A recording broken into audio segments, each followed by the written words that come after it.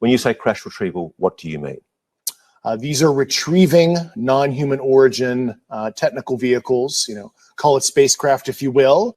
Mr. Grusch is quite clear that he's not saying it's necessarily extraterrestrial. Non-human origin. That he's not saying it's necessarily extraterrestrial. Call it spacecraft if you will. That he's not saying it's necessarily extraterrestrial. Then what are you saying? Oh, hey, little space monkey. Non-human origin technical vehicles, call it spacecraft if you will.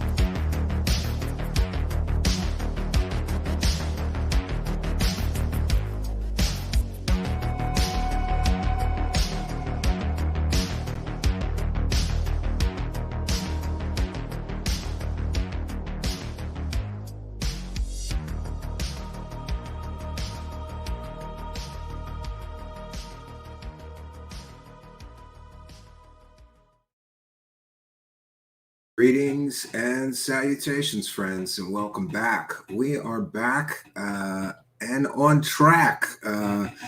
We will be having a very special guest tonight, investigative journalist Art Levine, who you may be familiar with due to his recent articles in the Washington Spectator, which caused quite a stir. It appears that sometimes people don't like it when people actually do fact checking and have citable sources and things like that.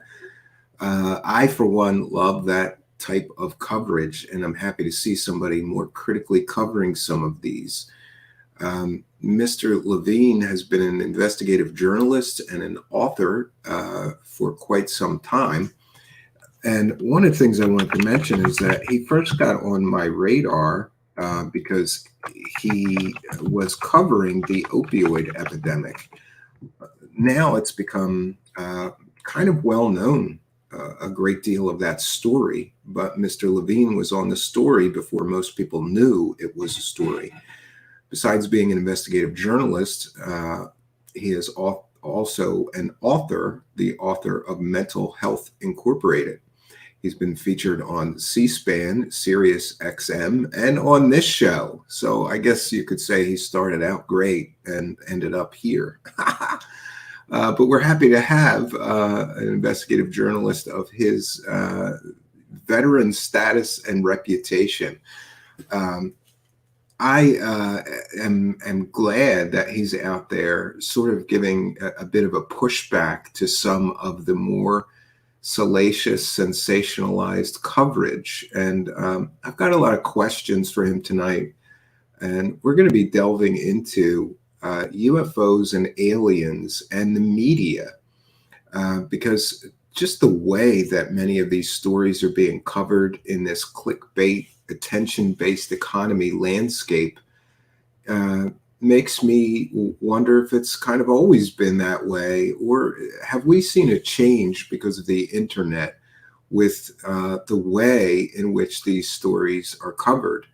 I want to take a moment to welcome our live chat, regardless of which one you're in, whether you're in the Rumble live chat, the Twitch live chat, whether you're watching on Facebook Live, Twitter Live, or on pill.net, or, of course, YouTube. So we take a moment to recognize, got a great crowd out there already. I don't have much more to say. I wanted to save most of our time here. For the actual interview, because that's what people are here to see. And if you have questions or comments for Mr. Levine, we'll be taking some of those. Please put them in all capital letters. And also, just want to make sure that you're aware that the recent articles, his two most recent articles, by the way, Mr. Levine has written for all kinds of different publications, perhaps most famously Newsweek, but many, many publications over the years. Most recently, he's a writer and investigative journalist for the Washington Spectator, and his two most recent pieces, which are about UFOs and aliens, are in the description of this video. Many of you may have already read those, but for the benefit of those that haven't, I highly suggest that you take a look at those. We'll be discussing some of the things that he presented in great detail tonight. So without any further ado, let's bring him in here. Mr. Art Levine, good to have you here again. Good to see you, Stephen. Great admirer, as you know. I credit you. Great supporter, yeah. Thank you for giving us those. By the way, for the people that don't know, we finally broke through to a little bit of the mainstream because Mr. Levine put some links to many of our shows and referenced us in a couple of his articles, and that was very, very nice of him to do. We appreciate you doing that. Well, I was glad to do it because I part of what I'm doing, in addition to breaking some scoops and fresh analysis, is to curate for a broader general audience that isn't following the new details of everyday UFO community material, or people who aren't on UFO Twitter every day, is to sort of bring the best of skeptical thinking and also quote, news articles and try to bring it all together, as well as obtaining statements from, Department of Defense, which seems to be not very common among many of the leading journalists. Yeah, I don't understand. Oh, you know what? That's one of the first things. We're going to talk about the media tonight and how they cover UFOs and aliens, because listen, I'm a self-taught sort of person. I read some books on journalism and things like that, but I'm a little confused by the way that many of the people in UFO land base entire stories off of anonymous sources, because I've never done that. And I just wanted to ask you, because you're kind of a veteran reporter, is this normal, or does this only happen in UFO land? So I was trying to look up it. The most famous examples of an investigative series that was based in part on anonymous sources is the phenomenal Woodward and Bernstein reporting on Watergate. And then, it's sort of reconstructed in the book and movie, All the President's Men. But even when they were, if you go back and look and try to dig up some of those early articles, and they were, say, sources, when they have sources, the sources are telling them something really specific. In other words, they go, sources say Maurice Stans received a bank donation of $150,000 from IT&T, or whatever they would say would be specific, and they would also try to get corroboration as well, right? From the people they're critiquing. And the most famous example of that is the time they were breaking John Mitchell's role, and they call up John Mitchell late at night. They're about to go to press. They want comment. So what are you talking about? If you print that, I'm going to put Katie Graham's tit in a ringer, and sort of hangs up in anger. But at least they sought comment. That's interesting. Yeah. And by the way, I try to do that, but most often I just get ignored, or occasionally I get a very snarky comment back. My favorite is Gary Nolan. Like, we kind of found out that there's this code of ethics at Stanford University that says that you can't profit from university labs, equipment, and personnel as an employee. There's a code of ethics. So I think he's in violation of that. And did he get paid for his role in sort of selling Stanford University to help sell the legitimacy of some of these alien stories? So we did reach out to him for comment, and he just got snarky and said, "I'm not going to help you spread conspiracy theories," or something like that. So did you go to the administration for comment? I sent messages and nobody got back to me, and I just didn't follow up. It is. I think it is harder with it when you're a video podcaster. Yeah, what's funny is I used to be, when I was an audio podcaster, I was on a network called the Fringe FM, which wasn't on real radio. But when I would make phone calls, I got so many more calls back because they thought I was on the radio, I guess. I would say, "I'm Steven, I'm on the show, this show, we're on the Fringe FM, and I'm doing a story on this. And here's my question, can you call me back?" And they would. Now, nobody really, I get very few callbacks. And it's even worse from members of the government. It's like they just, "Oh, you're a podcaster," and they ignore you, Right. So one thing is maybe have an alliance with some blog or news organization or that covers this field, and you can say you're with this publication. And maybe you gotta hook me up, Art Levine. I'm going to be the new Washington Spectator journalist or something, But yeah, they don't call me back. So, but I always try, because I feel like if I don't at least try, I'm not doing my due diligence, and I'm real big on that. You do really good. My referring to you is, I sometimes call you the Hunter S. Thompson of UFO skeptical reporting. However, you have way more facts than Hunter S. Thompson did, but you try to present it in a lively manner.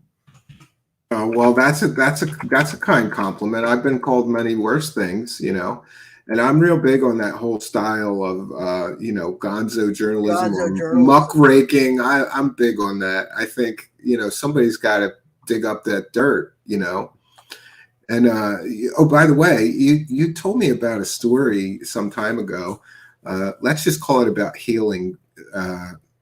People that are selling healing devices, and I'm deep in that right now. And that's going to be the best story that I have ever produced. We're deep in that right now, and I have some help for that.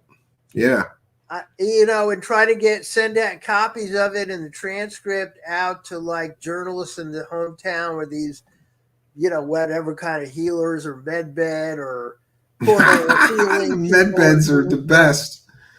Yeah, don't go to a doctor. These med beds will heal you. So I want to. That to me is sort of the low hanging fruit of UFO. Yeah, I heard it called, but somebody's got to do it. Claims, Yeah, but somebody's got to do it, and it's interesting. In the case that I'm working on now, I have on the record like proof that the FDA has been prodded to investigate some of these things for quite some time now, and near as I can tell, they haven't. But them, I'm going to get comment from. I'm the FDA is kind of a sleeping. I have several sections on the FDA in my book, Mental Health Inc. How corruption, lacks oversight, and failed reforms endanger our most vulnerable citizens, and they would give this kind of. They would be very loose about giving approval for extended uses for what used to be off-label for antipsychotics.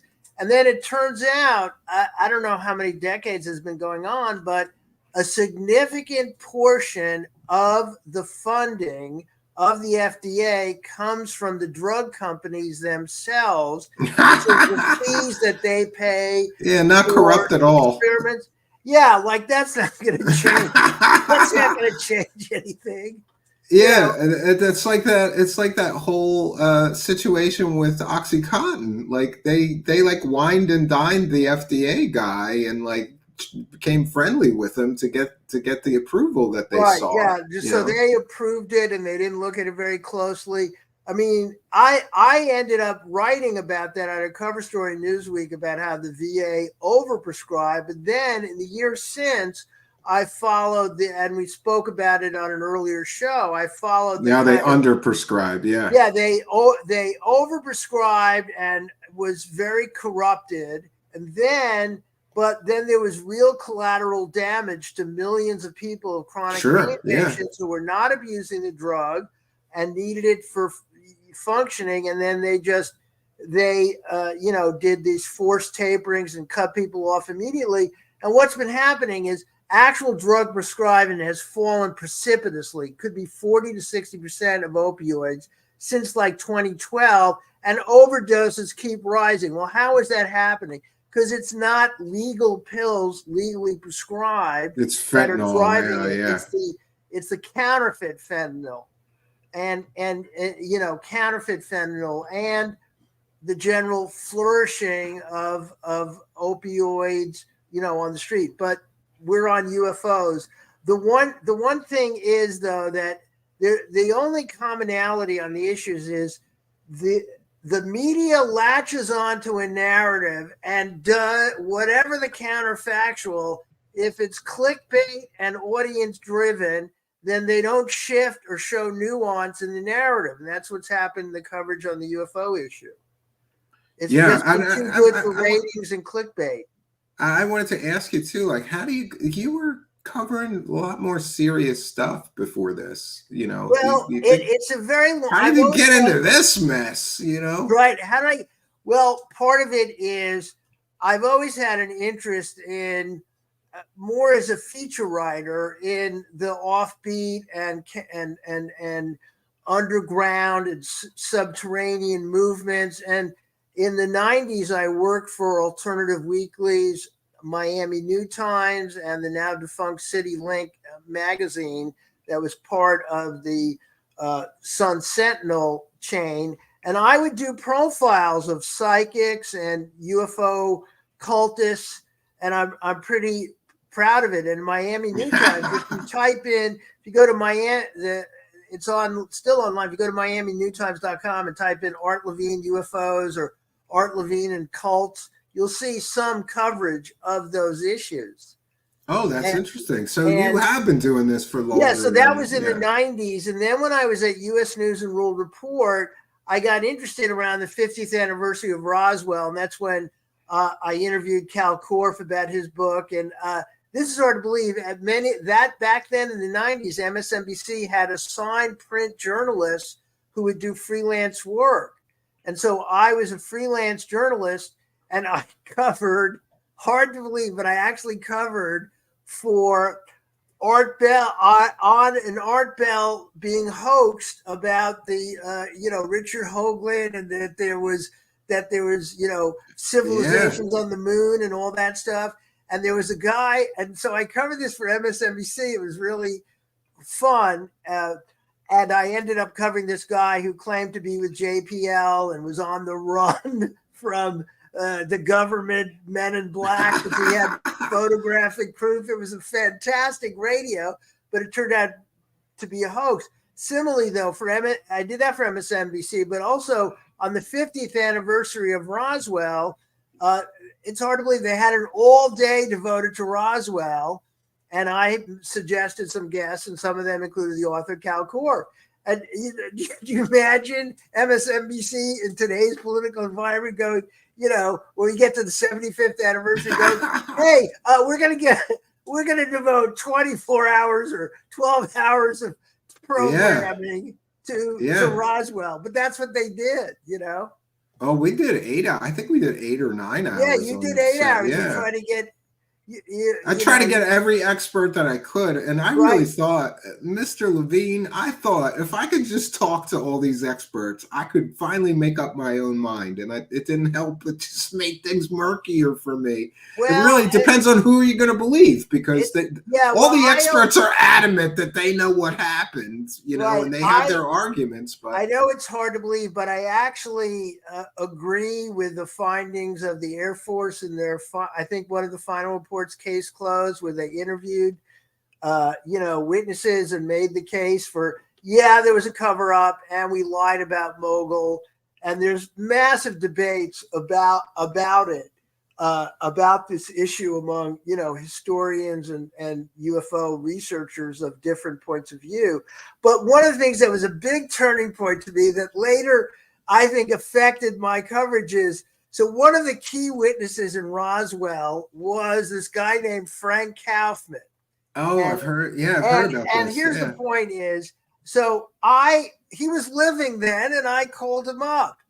And I don't know whether he's Jewish or not, but I'll use a Yiddish phrase. So I called him up, and he sounded like a crazed altar cocker making stuff up. That's a Yiddish phrase, or sort of an eccentric old person. And I'm on the phone with him as a real reporter. And then what I also discovered is I actually went to the military records at St. Louis and found out that he was not serving at the time in the area that he claimed to be. And I could also just had the vibe that he'd been talking to these credulous researchers for so long. He probably ended up in documentaries, and he was this key eyewitness. Yeah, he did. He ended up in documentaries and books telling his stories, and nobody checked his medical records. Nobody checked his military records to confirm he was. Yeah, I did something that a reporter did, which is check his military records, which was somewhat time consuming. This isn't the internet, this wasn't the. You had a mail request and wait to get a return, and but it might as well have been Pony Express back then. Art Levine. I was doing reporting on this topic, and then later Stanton Friedman and others acknowledged or ended up. I don't know who, you may know the literature better. Ended up disavowing. No, that'd be Kevin Randall and Don Schmidt, I think, and Tom Carey. They all were using him as a source, and then, I mean, to their credit, once it was revealed, they kind of backed off and said, and I've talked to them about this. They all kind of just acknowledged, well, yeah, we really made a mistake there. But this is the point. I'm coming in parachuting in cold. I did a common a better job, which is check the guy's military records. Get him on the phone, and the vibe was such nonsense. The guy was a fabulist. It was pretty obvious. Plus, I had his military record. So why did it take? Okay, so it took me a few weeks to get the military records, but it just shows you the shoddiness of so much UFO research. Anybody who tells you a good story, they end up believing. And the best recent example, of course, is Jacques Vallée and his 1945 Trinity stuff. Yeah. Oh, that's another one. Yeah, it's a total hoax. Well, it appears to me that many people they do it backwards. They go in with the preconceived notion that it's aliens, and then they find pieces to fit their hypothesis instead of just investigating and going where the facts lead you, which is what I'm trying to do. I think you can do both, and I'm going to give. I myself always. You're always going to have a slant, right? You're always going to have an hypothesis, but one thing I'm very proud of, even though I'm a liberal and a Democrat and a progressive and written mostly for progressive publications, is I've got to keep my mind open and go where the evidence is. Now, I'm going to quote you somebody who it is great braggadocio, but it illustrates what can be done in terms of the mindset of a real investigative reporter. So Seymour Hersh, in a long Rolling Stone interview, was asked, and he was talking about cases that he looked into. So he had the belief that Salvador Allende was absolutely assassinated by forces led, by the Pinochet movement with the support of the U.S. government. And that was his premise. He went in, and then when he turns out he couldn't find proof of it, and then he dropped the story. And then his boast was, if something happened, I can find it out. And if I can't find it out, it didn't happen. I mean, that's total arrogance. That's crazy, yeah. But the point was that here's a guy who now in later years, he's done some stories that people have raised doubts about. But the point was, this is a legendary Pulitzer Prize winner, broke the My Lai story, broke the hush money story in Watergate. It's just a legendary reporter.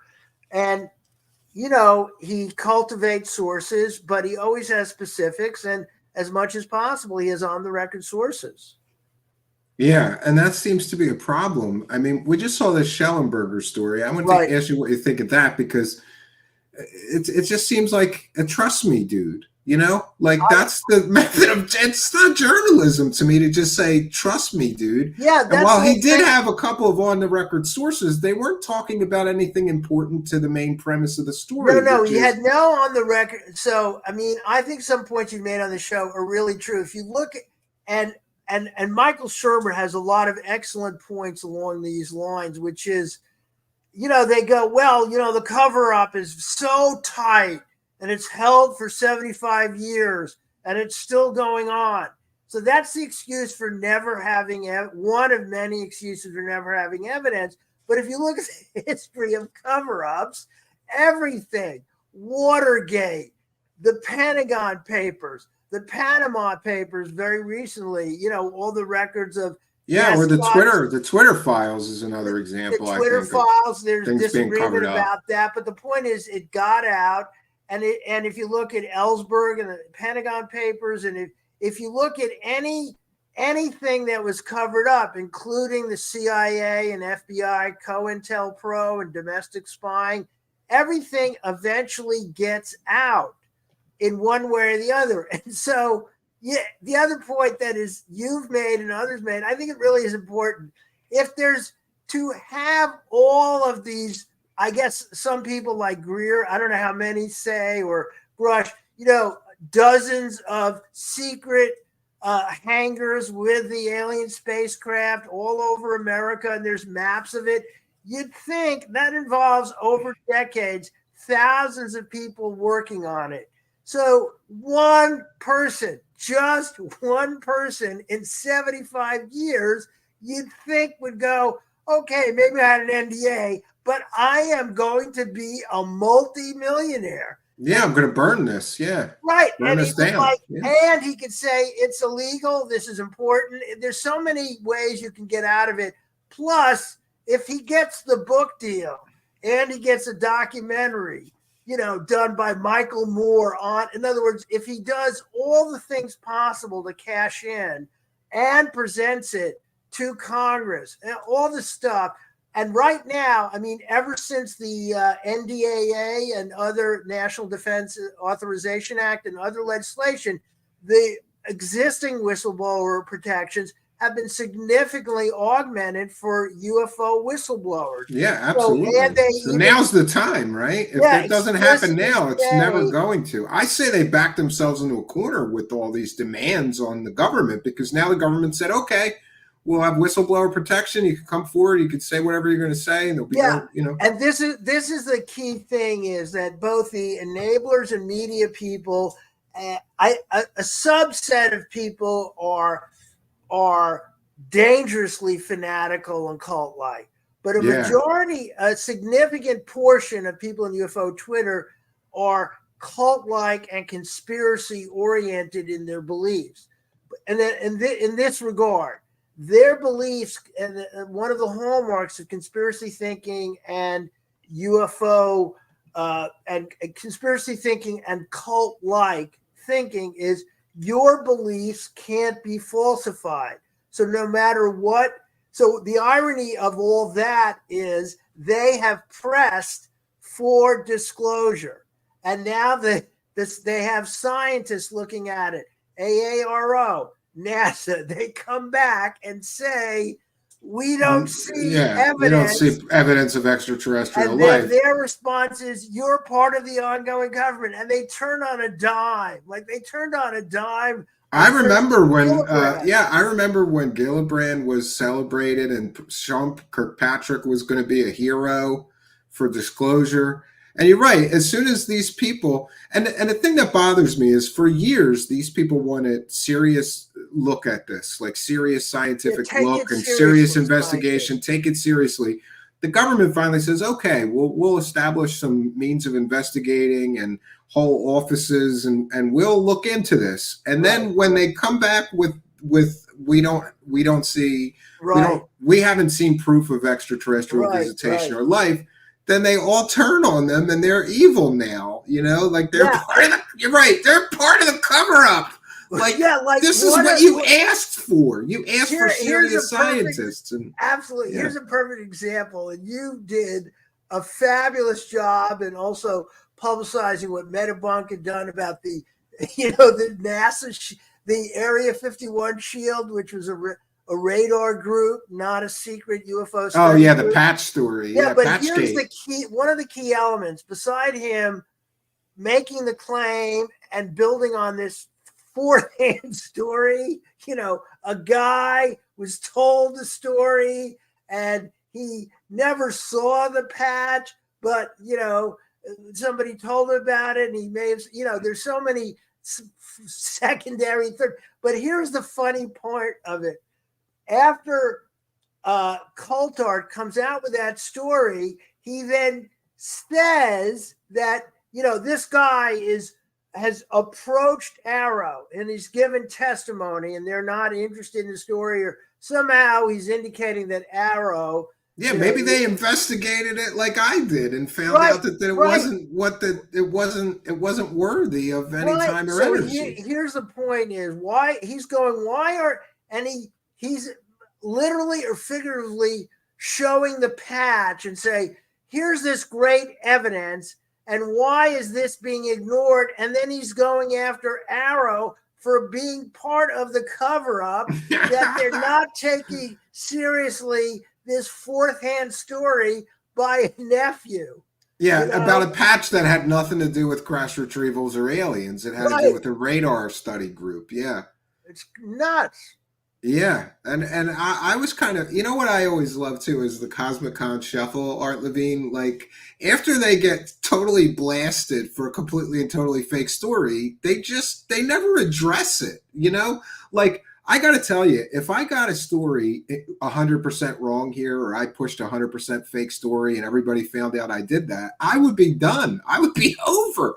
But it seems like these guys just shuffle off and then they come back with another fake story. Like, do you want to talk about the last one that was fake that you pushed for how long, or the big bluff? I think that's a very important point, and I'd urge your audience to keep this in mind. There's a fellow named Jeff Knox on Twitter at Mr. Jeff Knox, who posts a lot of really good scholarship about the religions around UFOs and faith. But years ago, when people were studying cults in general, there's a scholarly book with a title to the effect of "When Faith Fails," and it looked at these groups that were projecting the end of the world, and then what happens when the end of the world that they gathered together. I saw a documentary about that. Yeah, one of those Christian guys. Yeah. Yeah, and the point is that they always have some rationale about why it's still going to happen, and that's one element. Is the faith is more important than facts always. The second thing is, to my knowledge, this is the only field of professionalism or pseudo-professionalism of UFO research or UFO journalism where if you are caught directly hoaxing or fabricating or making deliberate omissions, the lie by omission. That's my favorite. That's how the stories work. You just leave out all that stuff. Yeah. Yeah, or post things that could have easily been checked, like 29 Palms. You could have found out there were military exercises. Shut up, Art Levine. They worked on that story with multiple other investigative journalists for 2 years. 2 years. It took like Mick West and others at Greenwald. Like 7 5 minutes. 5 minutes of Google. 7 minutes. Yeah. 5 minutes. Yeah. Or this is like the third phase of Moon story. They posted the best UFO footage of the year. Right. The clearest UFO footage of the year, and it was a high altitude balloon, and you could go on flightradar24.com and put in about the time and the area of the sighting and see if there was anything there. And I showed that I did it in 35 seconds. It took me 35 seconds to identify it. Yeah. At the flightradar24.com, do they have do you upload the image too, or just? No, you basically, you could go to flightradar24.com and you go to an area on the map. So let's say it was in Philadelphia. I would go to Philadelphia and zoom out, and then I would put in about the time, and I would see anything in the sky that was, FAA registered. And so what happened in that case is it was in Roswell, New Mexico, of all places, of course. So there's a UFO. It's got to be aliens.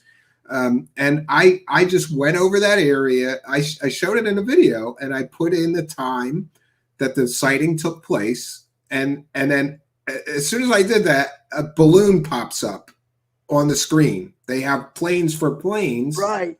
A little graphic of a plane, if it's a plane, and this was a little graphic of a balloon. And I did that all in 35 seconds. So we're supposed to believe that these guys that have been UFO experts for 20 years couldn't take 35 seconds to identify what that object was. Right. And so I said, they're either the stupidest, laziest UFO researcher, investigators, whatever, or they knew it was just a balloon, but that isn't going to sell if you just say, here's some balloon footage, so they hyped it up as the best UFO footage of the year, made a bunch of money, and and on to the next fake story. I think it's something a journalist goes, well, it's such a good story. It's a willful neglect of actually facts. If it could be presented as real, they prefer not to look into it. But the point I was trying to make is, in any other field that I'm going to reference, in normal journalism, there's two people I referenced, I think, in a Twitter post or elsewhere, about two people that people should look up. One is a woman named Janet Cook, and the other is a guy named Charles Glass, who was part of this really excellent movie called Breaking Glass. He was with the New Republic, and he would. So Janet Cook had the most famous thing. She won the Pulitzer Prize, and she didn't disclose and prove her sources to her editor. And she won the Pulitzer Prize for finding Jimmy, a 10-year-old heroin addict in Washington, D.C., and wrote a great feature story focusing on him and his family. But it turns out that she had fabricated where she attended college and graduated. And so I think it was the Post or the Pulitzer Board after the award called, "You must be very proud that your alumni at Smith College, Janet Cook." She never went here, or she dropped out. Great, yeah. And it all began to unravel, sort of the way like Bob Lazar's academic credentials have unraveled 30 years ago. So it unraveled really quickly, and her prize was taken away from her because she had lied about her sourcing. She was I remember this story. So it kind of they went through her old stories too, and they found out that she was just making stuff up. But here's the nobody point. checked. Nobody checked. Her editor didn't check. She was a really good wryer who, if she had she was a really talented writer and kind of glamorous, and if she just stuck to the truth, she'd been fine. But the reality is, she piped it and faked it. And in the wake of Janet Cook, a new standard, and this definitely applies to Coulthard and Schellenberger, a new standard emerged in real mainstream publications and high quality progressive publications and high quality right wing, which is, you, the reporter, have to disclose the actual sourcing to your editor, even if you're not telling it publicly. And the editor and attorneys will kind of vet, is this person reliable? Is this person valid? What evidence does this individual have that we're hooking as an anonymous source? Yeah, so even though to the readers and the general public, this source will remain anonymous, the editor is supposed to verify that they're a real person. You vetted them and where they, And to the degree you can, you want to be specific without giving the name away. So for instance, in the Schellenberger story, he just says, according to sources, 30, but he's not really sure the exact number. Yeah, and then the Hill runs with it and they say, secret sources say. Right. So they have no responsibility whatsoever to check into anything that he Right. claims. They just run with his use claims. of the anonymous source, and this is something I think the Times adopted and others do. They say they may say something like a government source who Familiar with the anonymous situation. for fear of retaliation. Now, all that Schallenberger and Coulthard say are anonymous sources. Although I think Coulthard and Schallenberger both insist that some of their sources are people currently in government programs. They certainly try to create that impression. However, sure. I wish here's an alternative like skit sequence. If Schallenberger was at the New York Times and he was about to run with the story and they had the real investigative editor and he says, "Okay, who are your sources?" And then he goes, "Well, here's Eric Dave." What? The editor Wait a minute. I know. Well, that's the problem with these anonymous sources. First of all, know who it is. I don't believe that some of these people are not above just inventing fake sources and writing a story that's salacious and sensational, and then saying that people told them this when the reality is they just made it up. How do we know? These people get caught selling fake stories all the time. Here's my guess this is my guess and total speculation, is people with some journalism background like Coulthard did before he began fabricating before he became a garbage peddler. Yeah, about pedophilia in the UK. And, even though it's called the ABC Media Watch story in Australia, the Australian takedown of Coulthard. And Schallenberger has a really distinguished record as an environmental reporter and so on. But I was surprised, Mr. Levine, to see that he was covering UFOs. I was like, oh no, not you. Like, because it was known for doing pretty seriously good work on the environment and nuclear. He's a staunch supporter of nuclear power. He's a staunch supporter of nuclear power. Yes, okay. But he did serious work. He did serious pieces, and he was well respected. And now he's in this circus. So here's my complete speculation: is in recent years he's joined what's now sometimes called the intellectual dark web, formerly liberal people who are appalled by wokeism in liberal circles, and they then began attacking, affirmative action and people trying to use diversity language. Yeah, I think he's attacking critical race theory and affirmative action. Right. And wokeism. My view is a liberal, that's an overreaction, and the censorship is much harsher from the right wing. But regardless of what one's views are, once you begin falling into, I hate CRT, I hate, transgender discussions and all that stuff, you then are now in the circle of the right wing. And I'm guessing he's doing regular environmental, even if it's pro-nuclear reporting, and then he begins wokeism, and he develops a new demographic of right-leaning people and journalists who admire him. And then he looks around. What's making money here? Oh, wait a minute, UFOs. UFOs is the big cash cow now. But my feeling is, this would be great if we could have a direct one-on-one interview by you or a skeptical journalist or Mick West walking through but he won't. He says he won't reveal his sources. But the reality of it is my guess that he's been told by somebody who has some role in the government or formerly in the government, and then they tell him stories that are so good he doesn't want to find out that they're not true, and then he goes with it. So he'll have a rationale in his mind. Well, no, he did. He gave himself an out. He called it. It might be what's going on here is a social contagion. And then a few people explained it to me that he's just trying to say that some people in the intelligence world like spread rumors, and then that's what he means, like that this is all just rumors amongst intelligence community people, and that could explain it.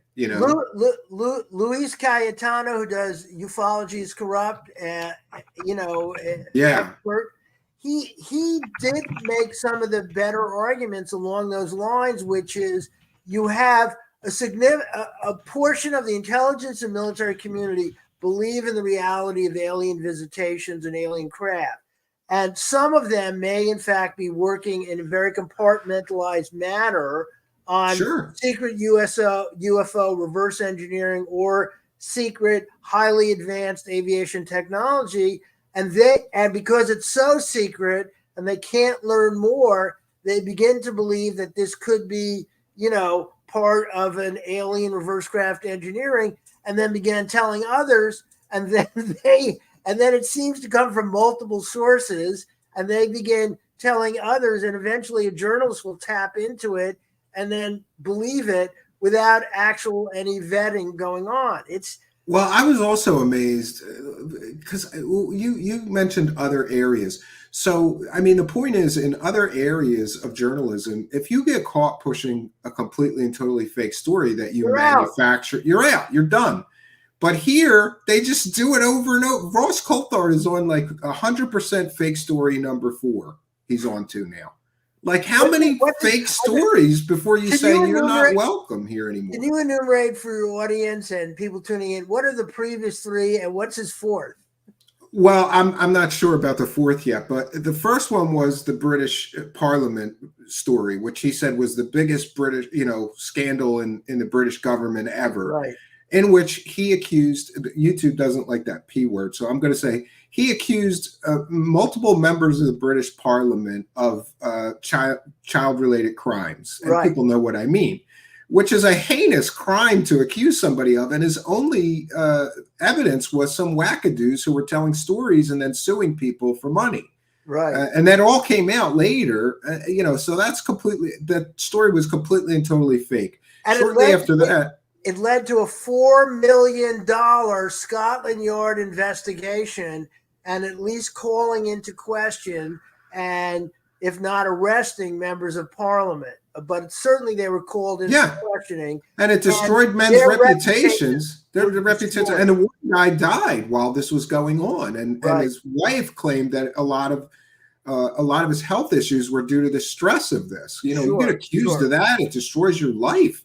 And so that's the most heinous, I think, because he destroyed people's reputations. And again, if he had done his due diligence as a journalist, he could have looked into these people's background and found that they had a history of fabrication, both of his primary sources. And they were wackadoos, basically. And then the next one was what I call the big bluff, where they deceptively edited these promos for a documentary. And he said, we have conclusive proof of alien technology, all confirmed by this renowned scientist. And then they cut to a shot of Michio Kaku. And then when the thing aired, there was no evidence of anything. And Michio Kaku did what he always does. He just talked about theoretical physics. Oh, this is how they might be getting here. Wormholes and, he didn't confirm anything, nothing. And then Gary Nolan was supposed to do some kind of analysis on these ball shavings, which to me looks like a commercial ball bearing. I had a roommate that worked at some place called Messenger Bearings. They made those things. Right. I've seen them, I've seen room size, and then somebody said they don't make ball bearings that big. They make room size ball bearings for big industrial equipment, hydroelectric power plants. So that was the second completely and totally fake story. And Patchgate was the third completely and totally fake story. And in each of those cases, he was super sloppy and super lazy, didn't do his due diligence, didn't actually investigate. And by the way, I'm self-taught, and I have a hard time calling myself an investigative journalist. He calls himself an investigative journalist. He has a decades-long career at doing this. He knows better. So I think he's doing this. It's not because he made a mistake or I agree. It's intentional. It's like he gets the pieces of the puzzle and he puts it together whatever way it'll fit to sell the story he wants to sell. He's Right. not actually following the facts and the evidence and then coming to conclusions. He's using these pieces to just construct like an illusion of a true story.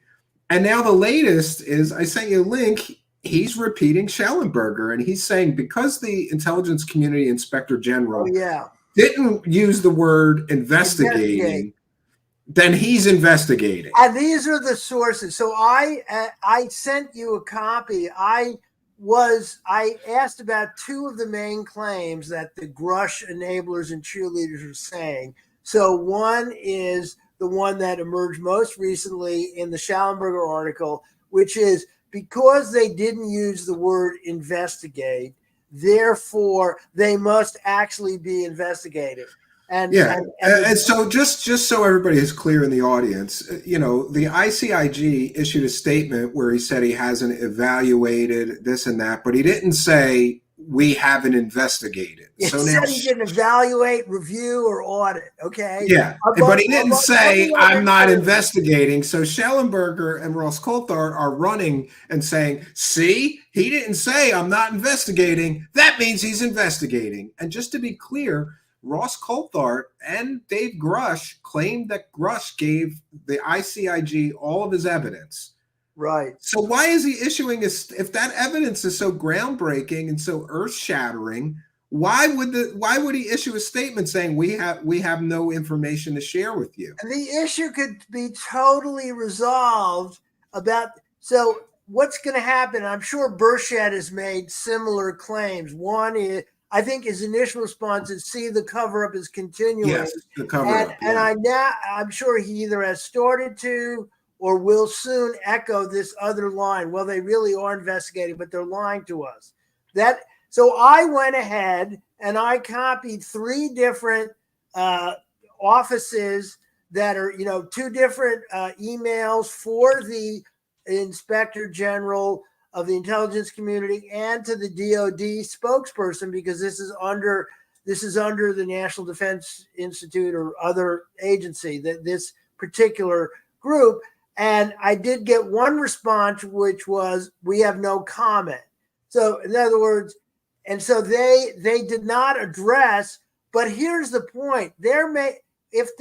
I basically quoted to three different government emails, and one I get regular responses back from, and that's the much derided Susan Goff, who, however, does present some very useful information that journalists should at least reference, even if they're skeptical of DOD. But in this case, so I didn't hear back from Goff, but I did hear back from one of the press offices, and they said no comment. So at least I made the effort to try to confirm this theory. It doesn't appear that either Schellenberger or Coulthard made that effort, because they would have been spinning. See, we reached out for them, and they said no comment. So it must be true. It must be true. That but isn't it frustrating to you? Because it is to me that, I hate when people say, like, you work for me, I'm a taxpayer or whatever. But the truth is that this man works for the American people. And if people are running around attributing completely false things to his office, I would think it's his responsibility to clear the air. Yeah, and I know that when Kirkpatrick did it, he did it on his own LinkedIn page, and people went crazy because he tried to blow out of the water David Grusch's testimony in July to the House committee. Yeah. And, was very critical, saying, it was insulting and these claims. And he even went so far as to say that Grusch has refused to be interviewed in depth by our office.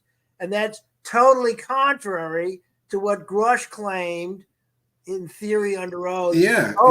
I briefed him and he could call me anytime, but he hasn't done so. So in the case of both the Inspector General and Grusch and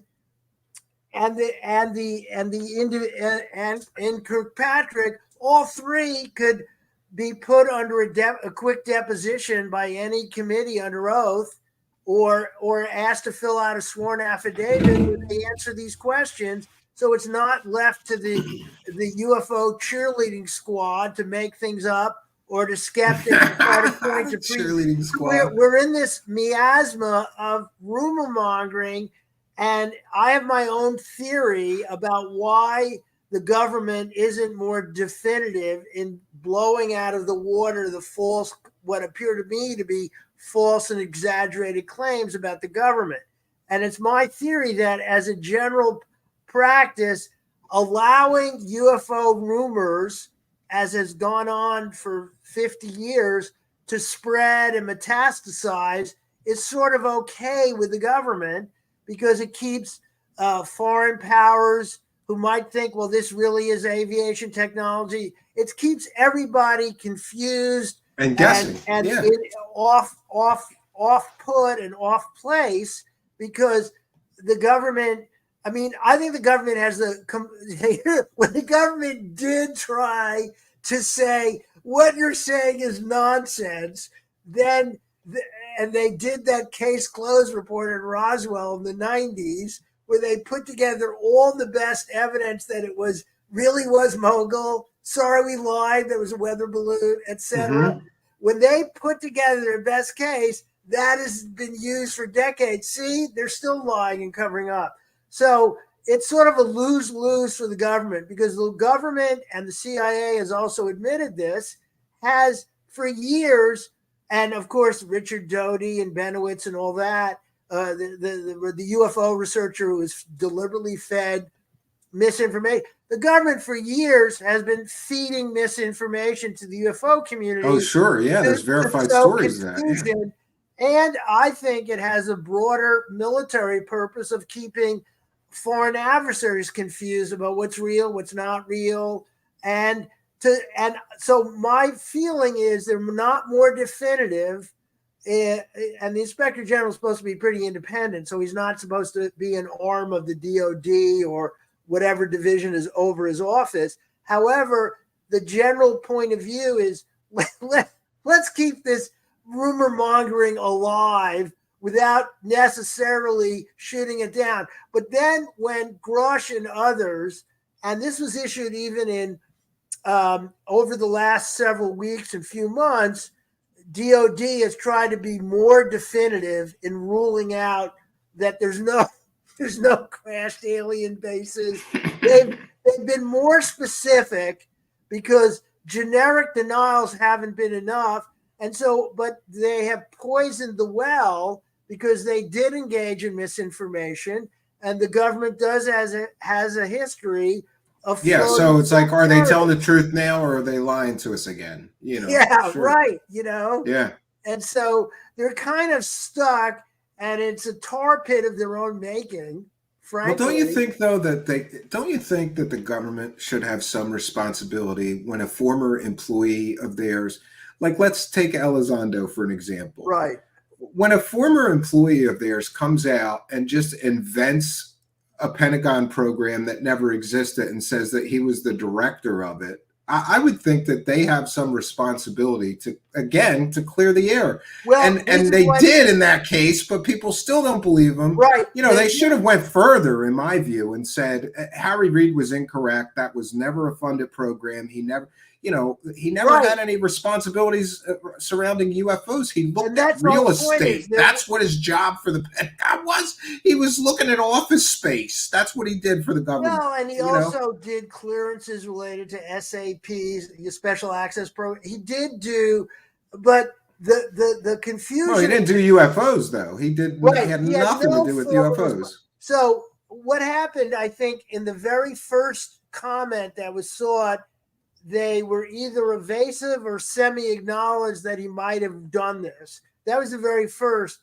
statement. But then in all the subsequent years, they've been very definitive that the Pentagon UFO program, which actually had the acronym OSAP and ran only from 2008 through 2010, 2 fiscal years, actually was funded in 2008.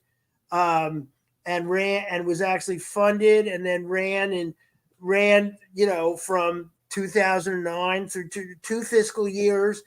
That was it.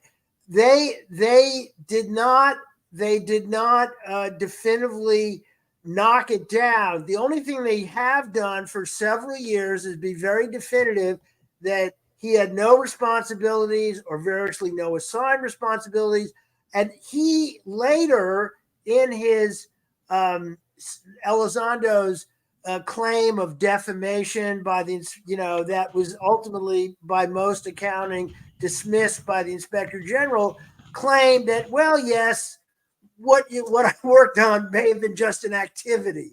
In other words, it was a hobby on the side that he did, but he deliberately led the New York Times, and they swallowed it whole, even though they had Leslie Kean and Blumenthal, who were then freelancers and true UFO believers, but they had a real military reporter, Helene Cooper. They could have found out that, yeah, there was some program. It ran for 2 years. It ended in 2010. It wasn't called ATIP. It was called OSAP. They might not have found anything else, and they would have been in a position to determine that it wasn't true. And since 2019, it's been widely known that those claims that he headed for most of its life what he calls the ATIP program, which was not called that and was not didn't funded. Officially exist. Yeah. Keith Ford did a definitive article on that in The Intercept in 2019, but yet it's still out there because it's people will still argue with you. People will still argue with you on Twitter, and the fanatics. They won't let it go. This is a question that I think the skeptical community has to think about. I think a significant portion of people on UFO Twitter have quasi-theological beliefs in the reality of alien visitations, higher beings, and Michael Shermer, and I quoted in my first article, Spaceship of Fools, there's these incredible studies that he pointed out in religious studies showing the higher the degree of secularism, meaning not going to church and not feeling yourself part of religion, the higher the degree of belief in UFOs. It's a remarkable series it's of like studies. they're replacing one thing with another. Right, and because it's sort of, I call it scientism. It has the cloak of science and facts. And what is striking, though, is these are old-style conspiracy theories which have some shards of what appear to them to be evidence, blurry photos, metals that is actually industrial slag that they claim is aliens, materials.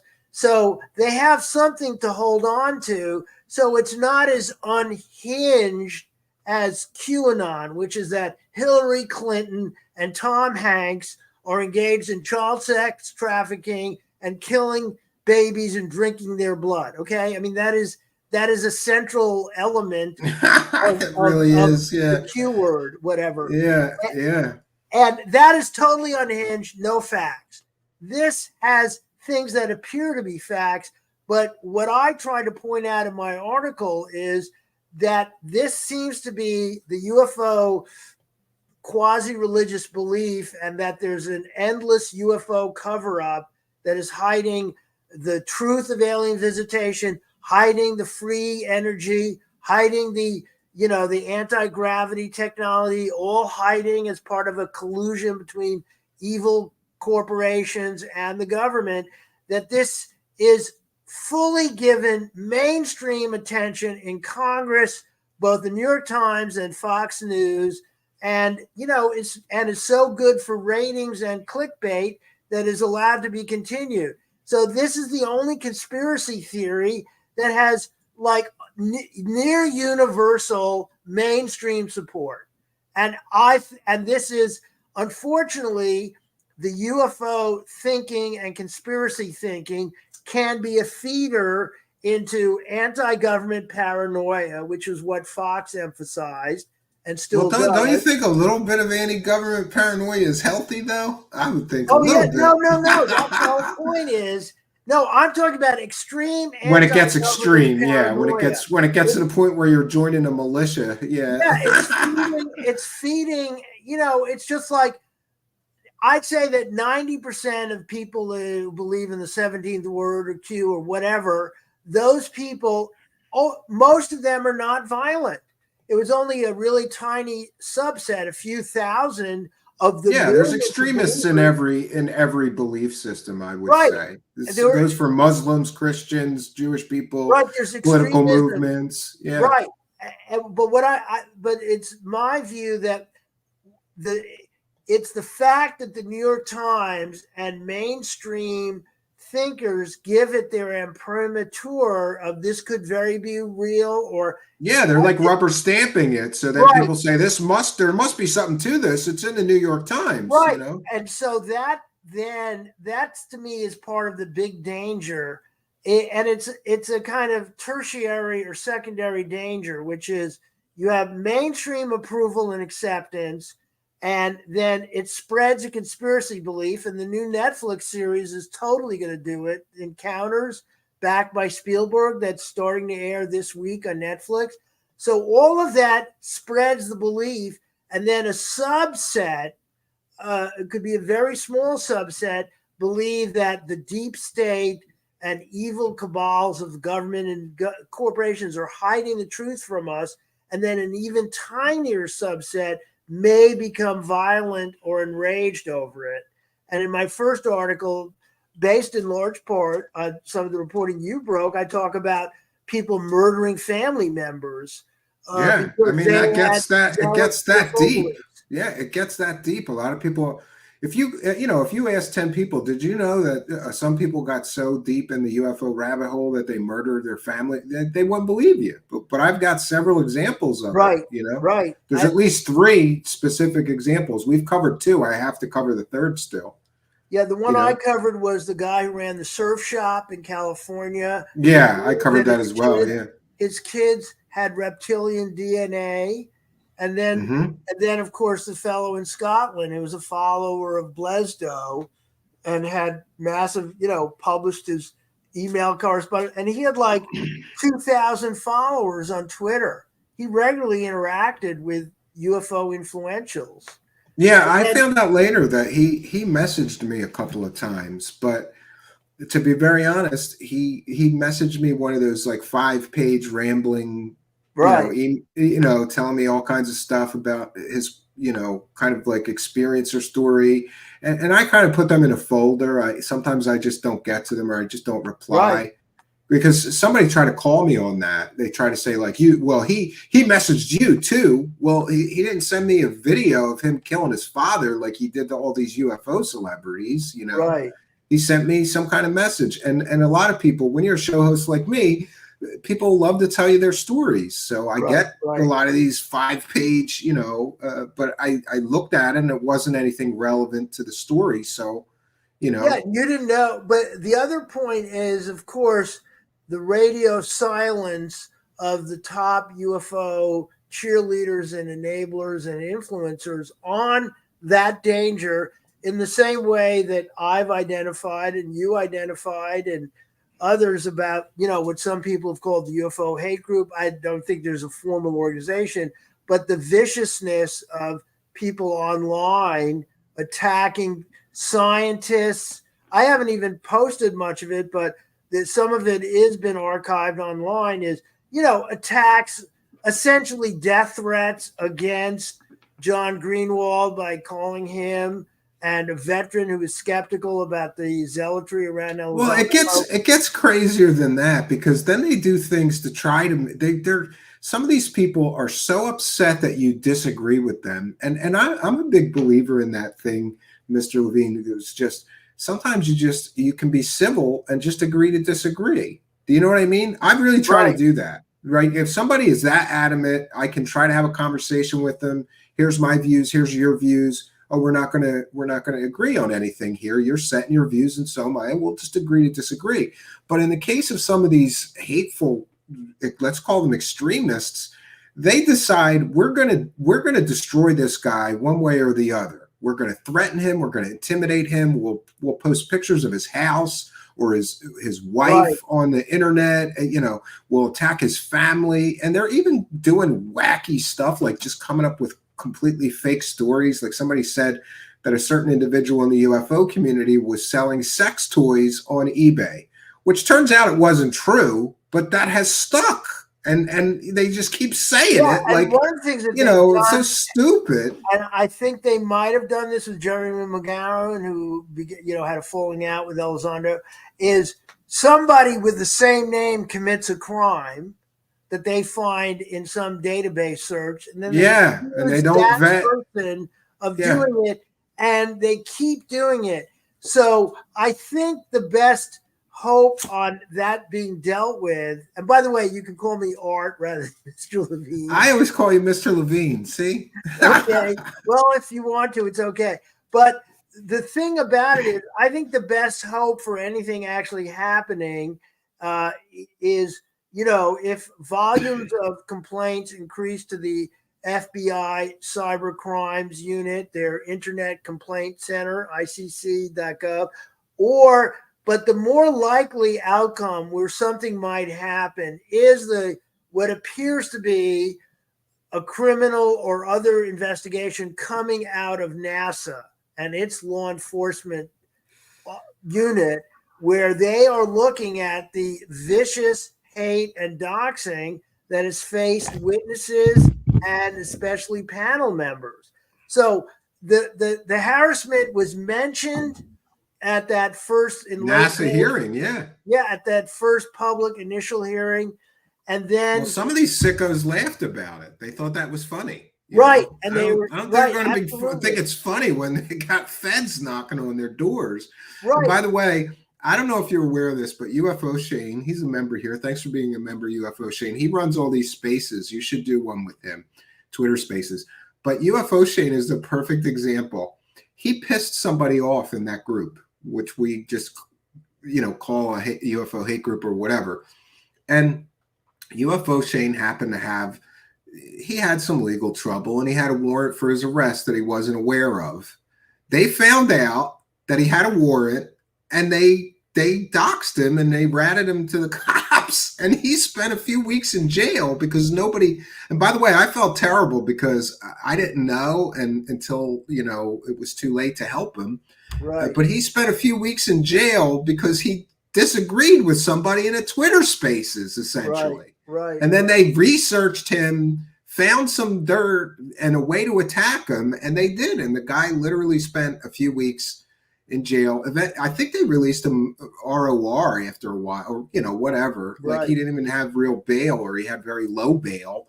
But these are the things that could happen to you simply for just like disagreeing. I hosted a filmmaker, and they started attacking my wife. They looked me up on Facebook and saying my wife's name in the live chat, and I'm outside your house. And then they, put my legal name out and my street name. And then they said they didn't dox me, but if you Google those two things, you get my address as the first search result. It's really toxic. And listen, no matter how much somebody tells me aliens are real and the government's covering it up and you're wrong, Stephen, or whatever. And by the way, I haven't made up my mind totally on that, but you know what I mean?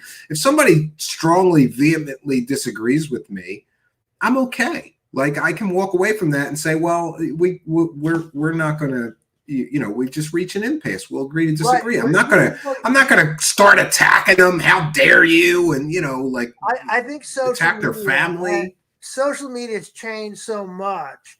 Yeah, when I grew up long enough ago before the internet that if you were talking smack on somebody, you got punched in the face. And I always say that some of these people didn't get punched in the face enough. Because when you're growing up, you learn that you better shut up and keep your mouth shut if it's going to get to that level, or you might face some consequences. There's no consequences. We have one individual in particular who I'm not going to name, but he just harasses people 10 hours a day on Twitter all day. And there's no and by the way, he's doing it from a company computer all day long. Right. Like this is crazy. I do think it could sort of break the fever a bit.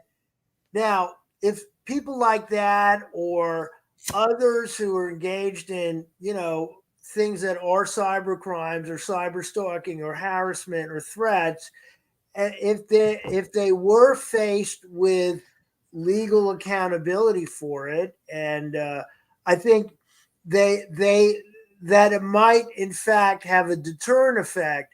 I don't think though that no matter what, let's say in some alternative nice universe, someone with the aggressive chops of a very dedicated U.S. prosecutor decided to use RICO statutes for alleged crimes of fraud and deception by leading UFO cheerleaders, and would say this goes beyond free speech, or went after Gaia for promoting fake healing products or whatever, and fake healers. If there was an aggressive prosecution, I would think it wouldn't really change the views of their believers in the same way that the followers of Jim Baker eventually, they felt, well, it's just the evil secularists going after our wonderful Jim Baker.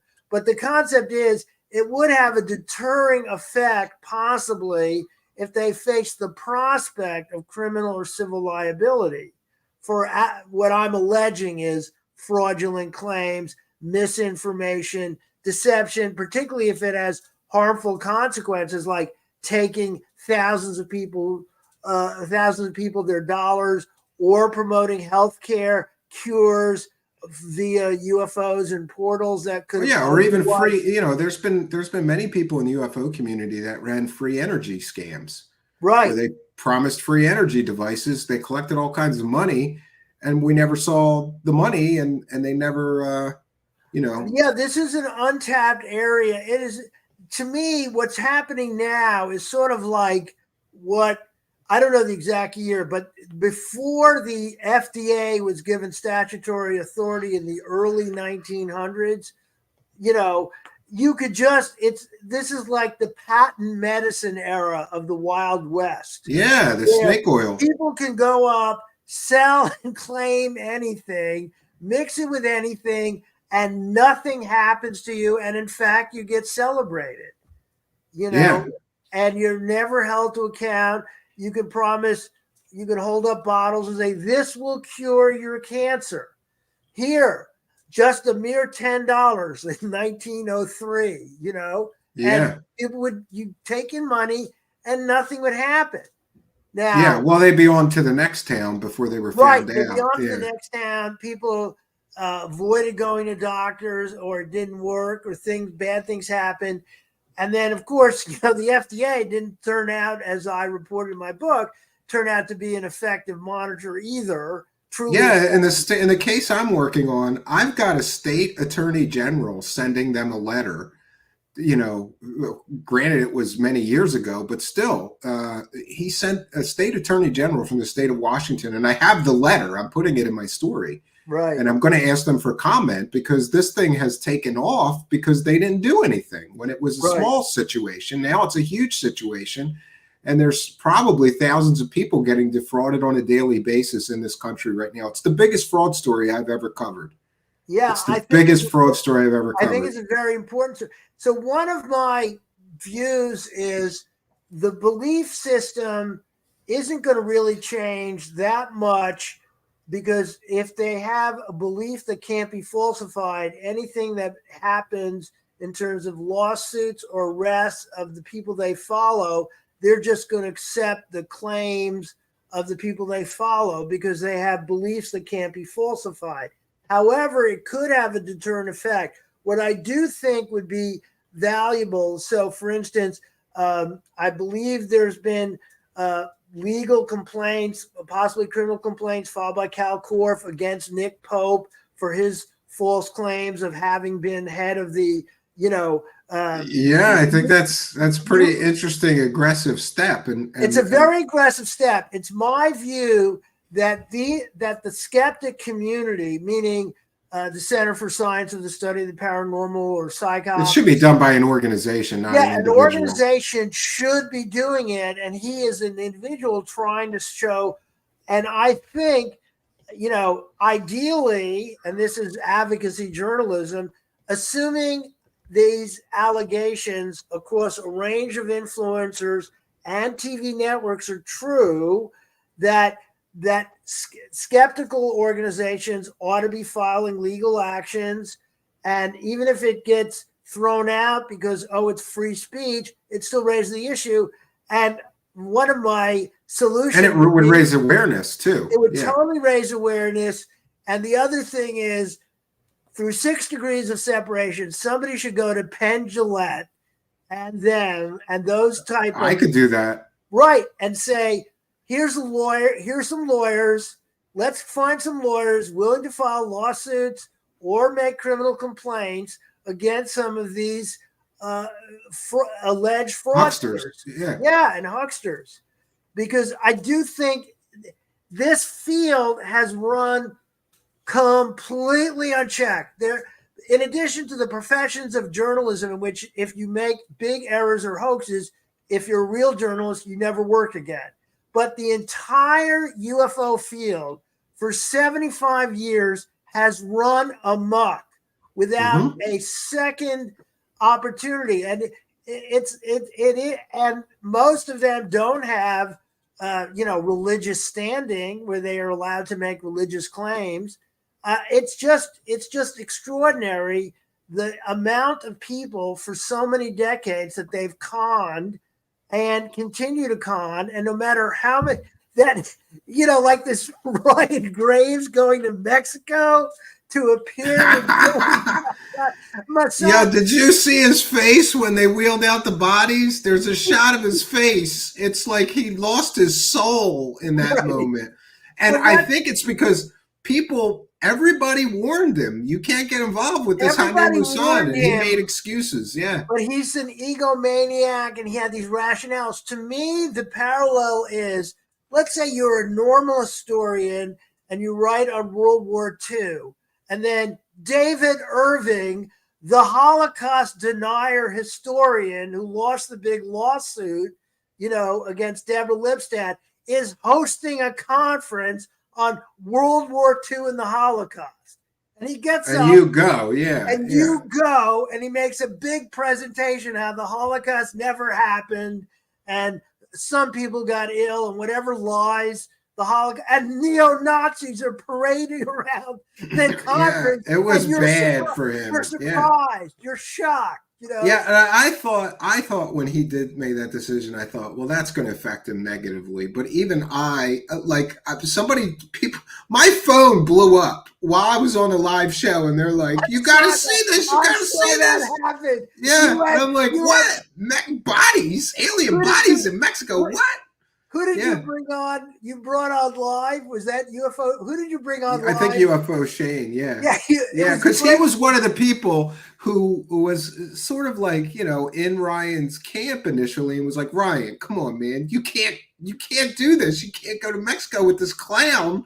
Look at all these hoaxes. I can't believe you're doing this.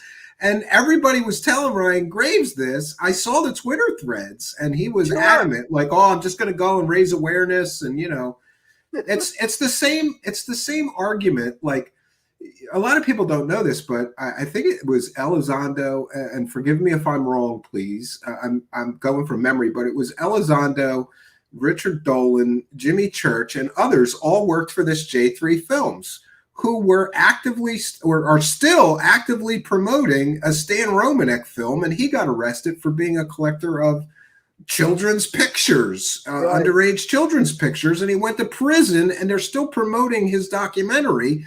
And all these guys went and worked for that same company knowing this. They justify it somehow. Right. I don't know anything about that story, but there has been, that is one of the things that's so odd is the UFO hate community routinely uses pedophile charges, or I'm sorry to use the term. Anyway. Charges related to child sex crimes that they generally fabricate or they distort something that happened in someone's past. And then whoever interacts with those people are themselves part of such activity. It's the sort of crazed conspiracy thinking blended with defamation and libel and viciousness. And until some of those people are actually, their entire bank accounts are seized because of the legal liability, and then they're, in terms of the people engaged in active doxing or those who support and encourage it, Yeah, I agree with you though that there needs to be a precedent set to show people like this is too much. You've gone too far. And I agree. Like, I'm sorry, I tend to agree that like Nick Pope claiming that he ran a British government UFO program when there is documents from the British government that says, oh no, he didn't. Right. And he's taking money as a speaker at a conference, and they're promoting him as the guy who ran the British. By the way, he backed off of that. Oh yeah, now he just says former civil servant. Now he says former civil servant, and then occasionally says research UFOs while at the Office of Ministry, which is sort of true, I guess, if you write a letter to the actual department. Or but he weaseled back out of it, and then even on the basement office, they originally said, former director of the British UFO program. In the later episodes, after our coverage and some other people started bringing this up, they changed it to just former civil servant, British government, which is fine. All I'm saying is don't lie in your bio. Here's an example of what I did as a real journalist. In my first article, Spaceship of Fools, Nick Pope at least gave me, I had an exchange. I know, I remember this, He gave me 3 lengthy denials and explanations and sort of dissing on the critics. And I just published what he wrote to me. Yeah, that's fair. Yeah. I put in full what he wrote to me, and then I put in the claims from skeptics who seem to me have much better argument about documentation that he never held that position. I think if you go, when I was doing it a few months ago, you could go to the Guardian page, the Guardian, bulwark of great Pulitzer Prize winning, and then he would have been listed as former director of the Ministry of Defense UFO program. And certainly on his website today, he still has that. Now that's my memory. I haven't checked it this week, so things could have changed. Yeah. But news organizations and his own website continue to make this false claim that gives him, and so he's always brought on as he's still today. Well, there's even like a website now that's calling him on his Nick Pope Watch. There's a blog. Look at this. All of these articles about Nick Pope and then they have the fraudery and fakery. Yeah, and they have all the documents from the British government saying he never ran a program, and it's amazing. And he's still collecting money, with these false claims. And I can't imagine. I get it. He must have been sitting there at the British government board, and he was into UFOs, so he invented like a. And they had to issue this kind of denial. So this is the point about lack of trust. So lack of trust in the government is completely justified. Look, WMD was a lie. Watergate was a cover-up. I mean, there's so many. The FBI really did scheme to kill Fred Hampton. I mean, look at this. So right on his website, he still claims Nick Pope ran the British government's UFO project. Right. So there it is. He's still claiming it, and as you point, you could use that line in the land of make believe. Yeah, he has to put that in parentheses after this. So here's the thing: is that you could see that the Ministry of Defense over the decades has tried to get more specific. So in one of them, they actually said, "No, we never studied alien abductions." Oh yeah, here's the line. This is why it's important, because he says on his own website, it's here in his biography. This is a perfect example of the fakery and fraudery that's just allowed to happen. Because remember, Nick Pope gets booked at all these UFO conferences. Nobody's vetting this. He says right in his own biography, Nick Pope ran the British government's UFO project from 1991 to 1994. He researched and investigated UFOs, alien abductions, crop circles, and other strange phenomena. But there's a problem with that. The British government says he never ran a UFO program for them, number one.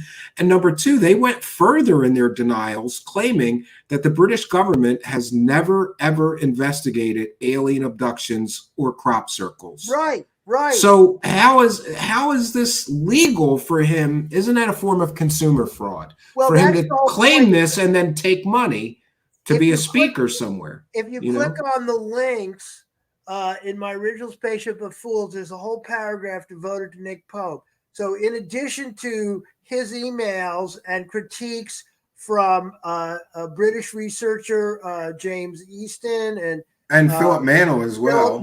Philip Mantle in particular, yes. But Philip Mantle and Korf. But one of Korf's documents that I quote from does enumerate the specific laws in Arizona and California where he was then living.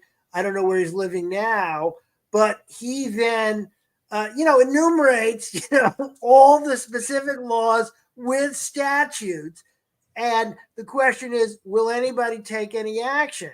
And so I'm hoping, that out of my own reporting, there might be a Kindle single book, maybe someday a documentary, which would take this critical look at what's happening and maybe lead to action. But one of the things is the lack of critical thinking by the mainstream journalists or people with background in mainstream journalism.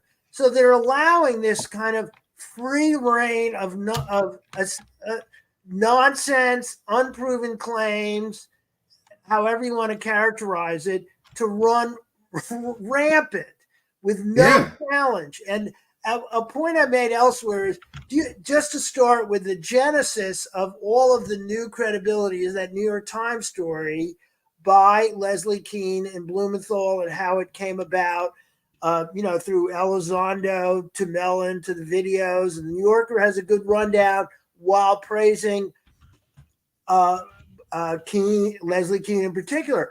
But do you imagine how things would have been different in the entire landscape since 2017 if instead of Helene Cooper, the staff writer, and Blumenthal, that reporters of the caliber of Woodward and Bernstein or Seymour Hersh had been looked into it, about the secret UFO program, what that story would have looked like? It would have been about, just like Stephen Greenstreet so excellently illustrates by rewriting the headlines of, orbs and ores of the original story. 22 million spent chasing werewolves, goblins, ghosts. And do you imagine if a real reporter with real skill sets had gotten their teeth into that story? It would have been It's been a whole different kind of story. It would have been a completely different story about massive waste and fraud. And the only thing they produced or claim to have produced in the $22 million is the 38 totally speculative papers, co-directed by Putoff and Eric Davis and others. I mean, the whole and don't you think Steve Long raises a very good point here? He says, Lou Elizondo took the I looked into UFOs unofficially on my own time while working for the government to a level Nick Pope could only dream. It's almost as if Lou Elizondo looked at Nick Pope and said, he's getting away with saying this stuff and nobody's calling him out. So I could say I ran a government program. Right. And so part of the confidence in being, this is the thing that I really drilled into in my first article is, I think it's fair to say, based on the public record, and this is my allegation, Lou Elizondo lies a lot. And so, I call him Lou lies a lot. Lou lies a lotto. Lou lies a lot. Lou lies a lotto. That's so when I had a character with him. One of the funniest things is what came out of the Greenwald memos that he had leaked to him and then were officially released, of the internal correspondence of the the DIA supervisor with Elizondo and above him. And I know that guy was forced out for unrelated sexual harassment issues. but the memos that appeared on the days after that December 2017 article are incredibly illuminating. And perhaps to me, the most absurd one is in the memo, in very dry bureaucratic tones, the supervisor saying words to this effect. Elizondo indicated that he was working on a super secret program to study UFOs under the direct supervision of the current Secretary of Defense, James Mattis, and you do not have the authority to learn more about it. Can you imagine telling that? Yeah, that's so stupid. Yeah. Right. It's so stupid. And so instead of this guy, do you imagine he's sitting there fuming and he says, what a crock of shit? He doesn't say that. He writes in very bureaucratic, dry tones.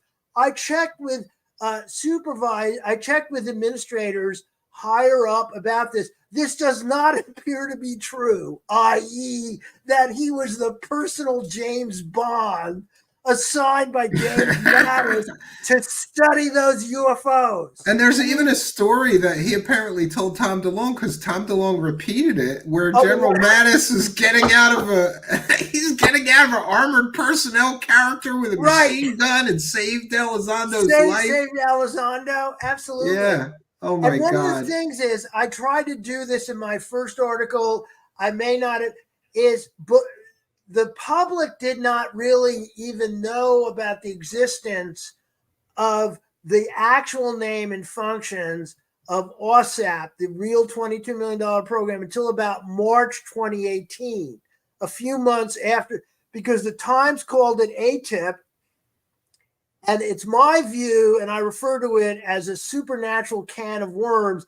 The Defense Department, in replying, never told the media, hey, it's not called ATIP, it's called OSAP. It's a nickname in a letter sent to us by Harry Reid, to buck up his credibility or whatever. It was never called ATIP, okay, ever. But that's a minor point. But the larger point is that it was such obvious nonsense that was allowed to flourish unchallenged, and that nonsense has set the template ever since for what's happening in our government and in Congress. It was cited as the gospel truth at that hearing in July when Burchett gave his honor. Yes, Jeremy Corbell and George Knapp, these notorious apparent hoaxsters, and Leslie Kean, who were all being thanked for their great work. Yeah, it's like a closed loop system, though. Oh yeah, absolutely. And thank you, Scrub J. And also, we want to take a moment to thank King Milkfart Harassment Archive and UFO Shane, all of you, for your kindness, generosity, and support. We're praising the cash here. Thank you all for your kindness, generosity, and support, and for helping our show. Got to praise the cash, Mr. Levine. That's what we got to do here to survive. Yes, we're trying to survive. I wanted to ask you, don't you think that the whole situation with a bunch of UFO enthusiasts or believers, forcing the government to spend money chasing their belief system, is kind of weird? What if an organization of people who believed unicorns was real started lobbying the government nonstop to investigate those unicorns, and we spent millions of dollars on unicorns? There's no verifiable evidence of alien visitation. I'm sorry. There's a lot of tantalizing maybe proof, but imagine if any other belief system, whether it be religious or political or mythical, I know somebody that is really big into Norse mythology, and he truly believes that Thor is real somewhere, and Valhalla and Odin are real. But imagine if a group of him got together and started forcing the government to create you got to create a new office and investigate Thor and Odin because we believe it's real. And here's our evidence. I have a metal hammer here. That's I mean, the it's core. and as much as I like Sure. this stuff, I don't want the government wastes enough money. And I wonder, like, how much did that hearing cost to hear a bunch of regurgitated nonsense and no evidence? Well, You know, probably a relatively modest, but the real money that is waiting, and particularly when NASA and AARO and say that, we don't have good data, we need better data, while saying no evidence yet, this is an opportunity for organizations like Ryan Graves, Americans for Safe Aerospace, or absolutely Avi Loeb, once a respected scientist, now says to twist Carl Sagan, extraordinary claims require extraordinary funding. And he has established the Copernicus group that is raising money for mini drones to search the skies and enhance our finding of UFOs. So many people, and you're the one, I think, who helped catch Gary Nolan or others online. Gary Nolan saying out front how much money could be made. yeah, it's a gold mine. He said it's a gold mine. It's a gold mine. He said it's a gold mine. And you're right. They're all pushing, and they all got organizations, and they want government contracts and huge money deals. And one of the things that's the thing that bothers me about these disclosure people. They hold these people up as heroes when all they're doing is trying to fill their pockets with as much money as they can possibly get from one form or another. I think they honestly, at some point, I'd have to read a lot of more books on psychology of con. At some point, con artists do believe what they're saying, or they in fact may be motivated by belief, and they handle the cognitive dissonance of stuff that's counterfactual by just downplaying it or excusing it. And then they keep moving forward. Yeah, they lie by omission. Just don't tell your followers about that. And don't tell yourself. Yeah. See, that is the whole point. And I've always felt, for instance, in Grusch's case, I don't think he could ever be prosecuted for perjury. No, that's another fallacy that people are using to sell the story. They're saying he must be telling the truth because otherwise they would have arrested him. No, they're never going to arrest him. All he has to say is people told me these things and I believed it, and he would get off scot-free. And besides, look at how rarely they prosecute for someone, even when they clearly lied under oath. Right. There's been so many examples of people lying under oath to Congress, and it comes out later that they 100% lied. They don't prosecute them. It's extremely all those rare. People are lying, in the congressional committees on J6. They weren't nobody. The people who were prosecuted at the J6 hearings were people who refused to comply with subpoenas, but nobody. I forget which. Yes, the first Attorney General of the U.S. under Trump was meeting all the time with Russians. And I know that you may disagree, but the point was I think both sides are criminals, and I acknowledge the criminality of both President Trump and President Biden equally. Well, personally, I don't think the crimes are equal, and I don't think the evidence about impeachment for Biden is valid. However, I don't want to get into that. But what my point is that first Attorney General, there was so much documented evidence about him meeting with actual representatives. It was in his Senate laws. Yeah. He met with him, he phoned them, and he said, I had no interactions at all with any Russians ever. And then, he words to that effect under oath. And meanwhile, it's in his logs. It's in his meeting. He's got meeting minutes. With Dimitri. Yeah. I don't want to get into politics. I don't want to get into politics because we don't really discuss that here. But I am very curious, since you're such a staunch Democrat and supporter of democratic ideals. And by the way, I'm not saying that's a bad thing, but I wanted to ask you have you been keeping up with this RFK Jr. situation with the primary, and how do you feel about them kind of just brushing him aside and saying, we're not doing a primary. Is that fair? Is there something wrong with this? My feeling is it's sort of, we're in extraordinary circumstances, and it is in a normal. I think if he doesn't have the signatures, he shouldn't be allowed on the ticket. Oh, he's got them. However, I think RFK Jr. and you in particular should be alarmed about him. See, I once interacted with his office, and I have a lot. Oh, I'm not. By the way, I'm not endorsing him as a candidate. I'm not saying. All I'm saying is they kind of screwed Bernie out of the primary last time, and now they're kind of saying we're not having a primary. We don't care. Well, and I don't think that's right or fair. I have to study. I think they should have a primary, but RFK Jr.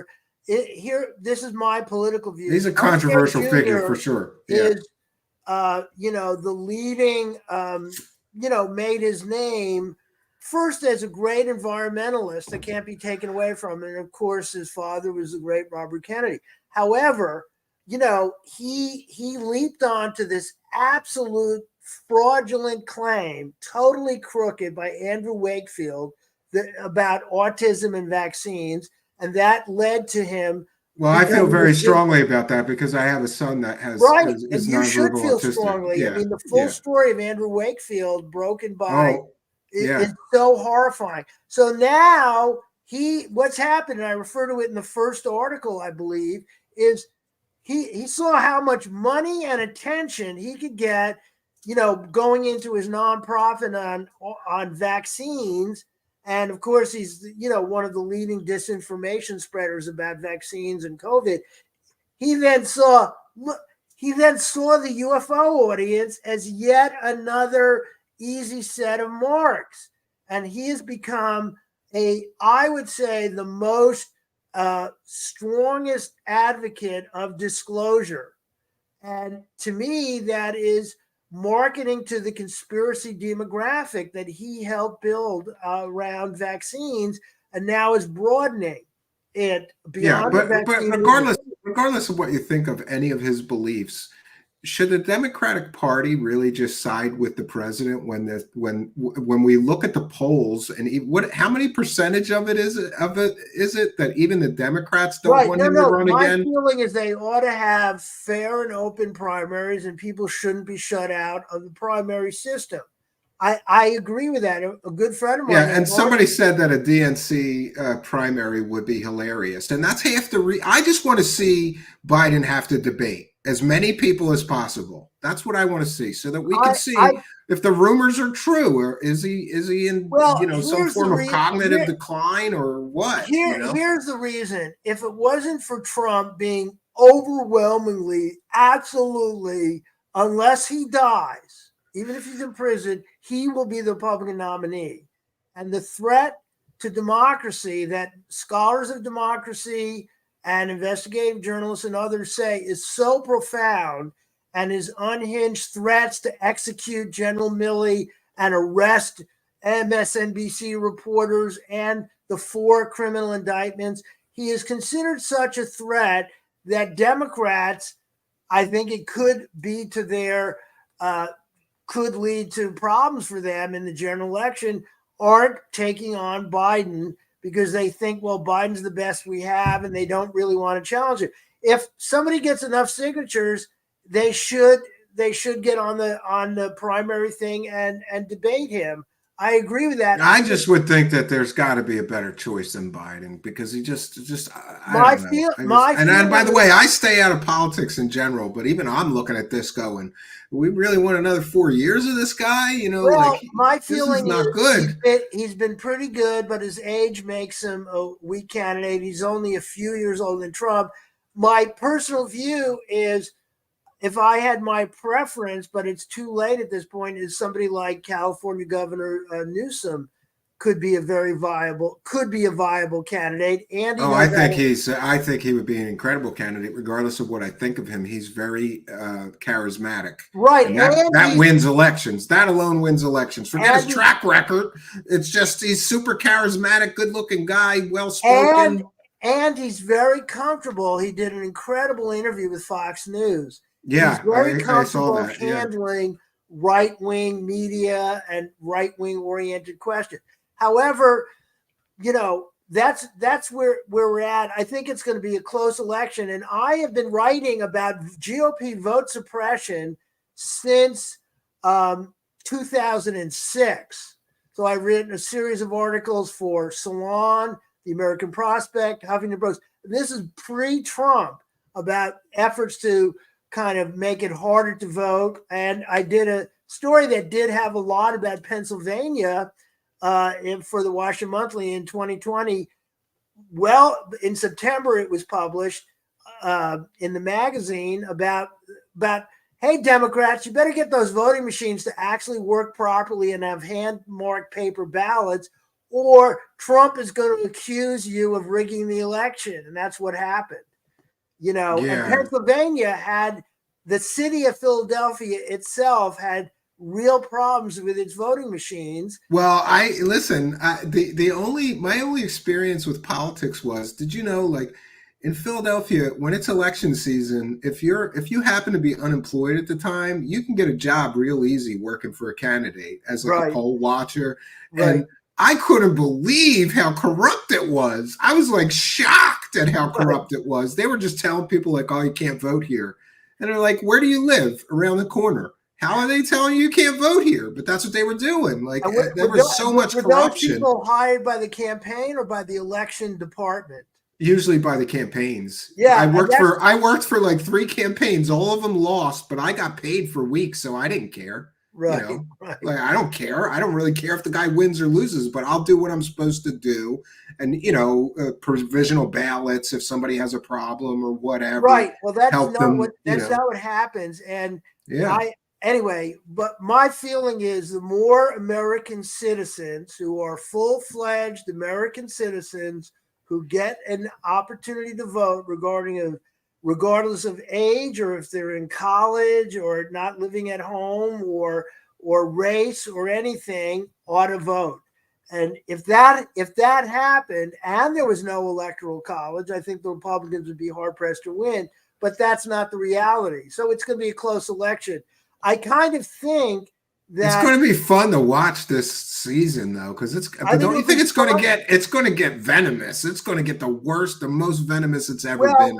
It's going to be fun in terms of, that's the whole point. Is I'm someone who came of age watching Watergate development. I was always absorbed by it and watching the controversies around it.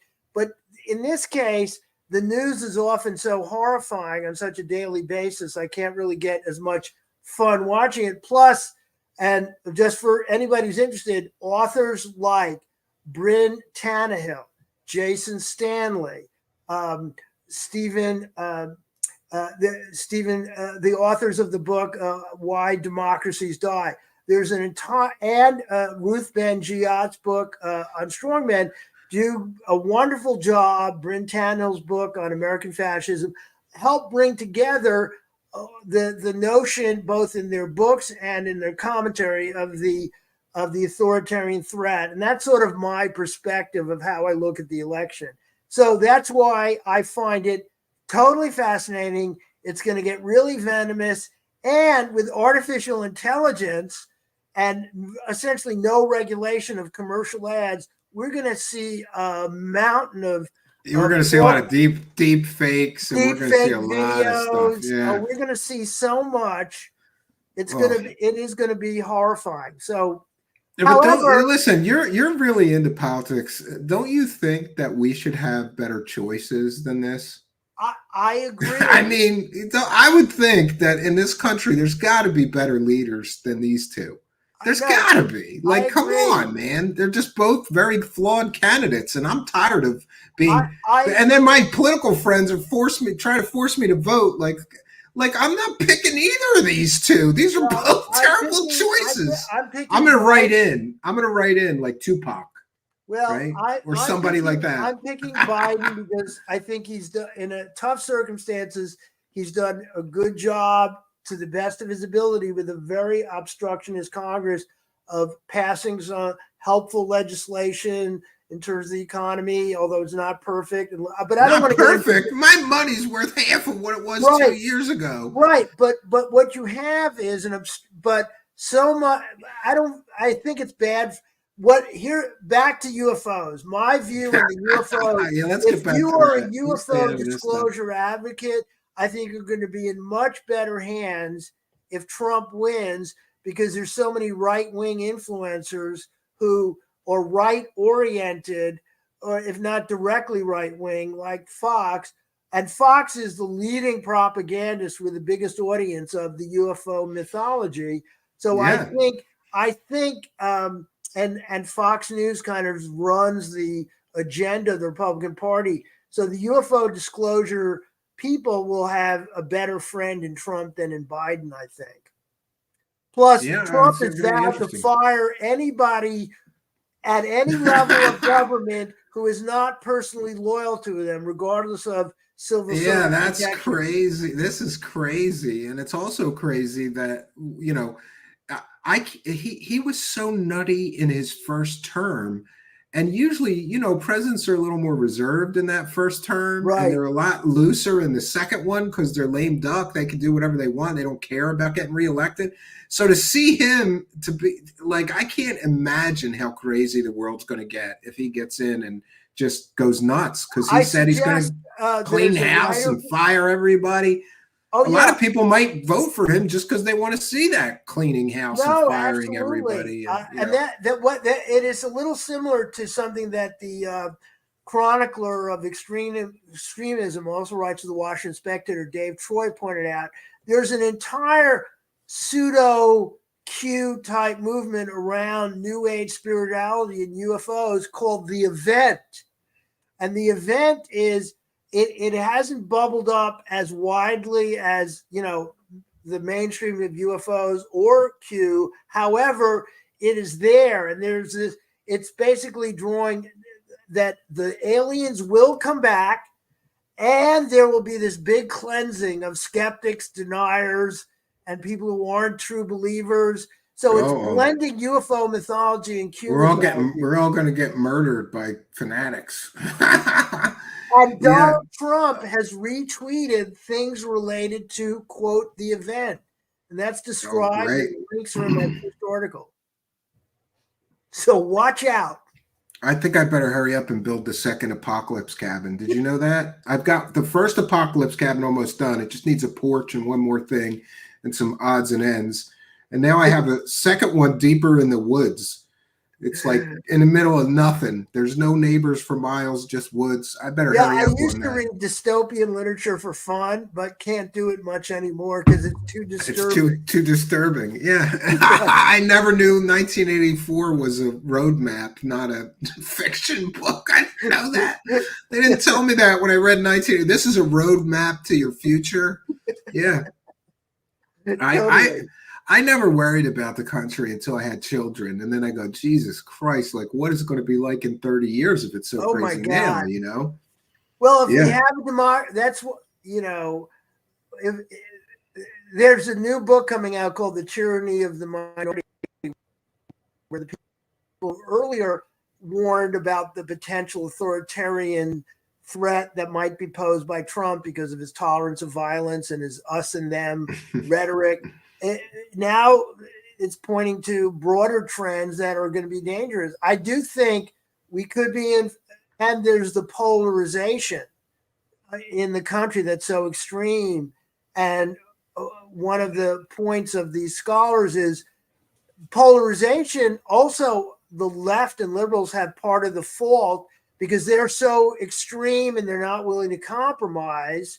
And they would rather see the bad people on the other side win than concede points or be more centrist. So the whole political world is going to be up for grabs. Well, yeah, I hope things improve. As far as UFOs and what is your next step? Are you going to be having more follow-up articles in this Washington Spectator? Well, I'm hoping to, but it has to be really newsworthy. So my hope is that if in fact there's any legal actions or criminal actions against wrongdoers, either harassers or fraudsters that I could point to reliably and either have documentations or great inside sources, I would report that.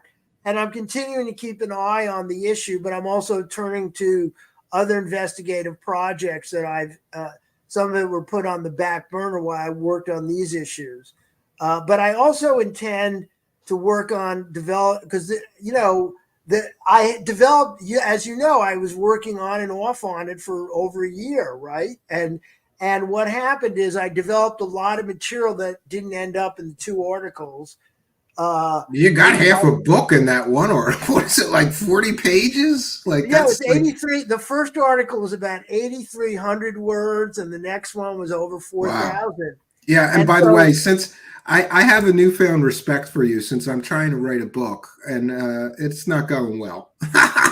Well, I'm not a natural writer, so for me to get 10 pages takes me forever, and at this rate, I'm going to have a book done in about 18 years. Well, here's my suggestion: is a great book on writing. Is called On Writing Well by William Zinsser, and the main thing is get something down on paper and then edit it. And that's what I'm learning. Yeah. I'll take a look at that. Yeah, you recommended some kind of book on journalism before. I got and read that, and I thought it was helpful. I'll try this one, On Writing Well. It's pretty good. It's kind of the Bible of nonfiction journalists, and he's updated it over the years. Anyway, does your audience have questions for us? Or, yeah, if there's questions. And do you have questions for us? Do you have questions for me and or you? Yeah, I think we're good. We had a nice conversation. If the audience has questions for Mr. Art Levine, please put them in all capital letters. I don't want to keep you here too long, and I apologize. We're already over the usual. It's fine though. I mean, I got all night, Art, but I don't want to keep you. But if questions or comments for Mr. Art Levine, please put them in all capital letters. And we appreciate all of you being here. We had a great turnout tonight to see Mr. Art Levine, a real investigative journalist. I don't want to say you're a dinosaur, so we'll say you're a veteran, right? You've been doing this forever. Since before I was born, you've been doing this, right? And for people who want to see how I handle confidential sources and on-the-record sources, in addition to my Newsweek articles and this one for the Washington Spectator, my book, which you can get on Amazon, is Mental Health, INC, or Mental Health Incorporated, How Corruption Lacks Oversight and Failed Reforms Endanger Our Most Vulnerable Citizens. And it covers a wide range of issues regarding the drug industry, where it's used properly, where it's used improperly, abusive teen facilities, dangerous approaches to addiction treatment that it can be fraudulent, and so on. So it's and abuse of our through over medication with antipsychotics of people in nursing homes. And especially I have a lot of chapters about the VA and its and abusive and mishandled care of veterans with PTSD, which why I thought the discussion around Grusch and PTSD, I personally, just to let you know, don't use the term mental patient, because that's considered in the world of reformers and what is called, and even patient, words like peers or consumers, mental health consumers is the current terminology, because we don't want to stigmatize. I'm just saying, and it's my own view that in terms of Grusch, that if he absolutely had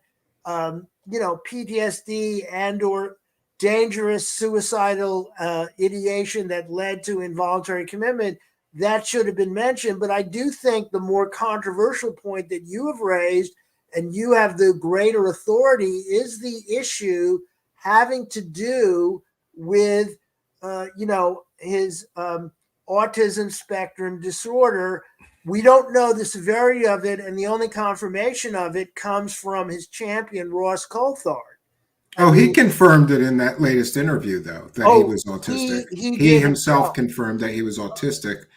But, people need to be aware that that's why they call it a spectrum, because some people are only slightly affected, and then there's people like my son who's incredibly affected. He's completely handicapped, completely handicapped because of his lack of verbal ability, First question from Randy says, this would be great. What is your thoughts on Avi Loeb finding alien shrapnel from the South Pacific? That's his latest claim. Yeah, my feeling is, this is the thing about Loeb. First of all, most scientists don't agree with him, and most astronomers. None. Yeah, and I know an astronomer that thinks he's the stupidest guy on planet Earth. I know a real astronomer. Yeah, and there was his first. He has two sets of claims. One is this Uma, or I don't know. It's a Hawaiian. Yeah, that was completely Oumuamua. They actually commissioned international panelists and it was published in Nature magazine, explaining, and then in follow-ups, how it really was, just a comet, just a rock, another object in the celestial bodies. And this new one, the current thinking is these are most likely metals coming from, normal, could be easily explained and tested. And he has not sold them on. The majority of scientists have not accepted his views, but because he has developed a pop culture audience for his claims and has realized, there's money in them, our UFO hills. Yeah, and isn't it? I think it's wrong that he's still selling that first book that claims that Oumuamua was an interstellar alien space probe. Yeah, and that's been totally disproven, and he's still selling the book as if it hasn't been totally disproven by real scientists. And that's the thing is, he's still at Harvard. He's no longer the chairman. He has tenure, and he is a very bright guy. And the point about real scientists is, I'm using a rough analogy, is you don't go beyond your skis here, which is you don't make broad, expansive claims without having already published in a peer-reviewed journal. That's one of the things. You also don't go outside of your area of expertise, and he is. He's not an astrobiologist. He's not an astronomer. He's. I thought he is. I thought he's a physics guy. Yeah, but I do. He has enough expertise. He was a chairman of a department that looked at astronomy, and he's a theoretical physicist, though. But he works on astrophysics and cosmology, apparently. Right, but it's fair to also call him an astronomer in that he did do a lot of legitimate academic work. But what he's doing is, making extravagant claims without having vetted the claims. If you're making, I still think that's why my hashtag, instead of I stand with David Grusch, is my hashtag is I stand with Carl Sagan. Carl Sagan, yeah. Sagan, I'm sorry to mispronounce it, is extraordinary claims require extraordinary proof. And so he doesn't have extraordinary proof, but he's making extraordinary claims. And if you're going to be asserting, now he also always rhetorically gives himself a little wink, wiggle room. He doesn't say, he gives himself an out. 100% definitely from alien spaceships. Here, he always says could be, probably, different wiggle room. But most likely is. But he should not be making these extravagant. He should say, we've retrieved some interesting materials. We are studying it. And then when we have completed our research and it has been examined by other academic researchers in this field. And in other words, peer-reviewed. Yeah, and it has been peer-reviewed and readied for publication, then we will make an announcement. Now, I, as a journalist, know in the medical field, and I've looked at a lot of studies, I get early alerts when, the New England Journal of Medicine or the American Psychiatric Association journals have a forthcoming study. It's embargoed, and the claims are not embargoed, meaning I can't write about it until the day of publication, but I'm giving it an early look at it. Oh, that's interesting. You get an early look. Yeah. I get an early look, but I could start reporting on it, but I can't publish on it. And they try to keep very closely tied to the vest the findings of the study until the day of publication. Well, that makes sense, though. That's fair. And that is the way they handle responsible science. But that's not what Avi Loeb is doing. And then, I agree. Yeah. It's the very that Jacques Vallée is in his inner team of researchers, and his advisors include Lou Elizondo and Nick Pope, also raising doubts about his willingness to be totally devoted to the hard and fast of the best in scientific research. Yeah, this is going to be good. Your thoughts about the border? Border? You mean the border crisis? Yeah, I guess they mean the border crisis. Yeah, good luck with that one. That's a hot I'm not button an issue. expert on it. I think that the border crisis might have been resolved if the earlier Republican views from 20 years ago, where you could have, the notion of making an easier pathway to citizenship, make it easier to become a citizen, you wouldn't necessarily have so many problems.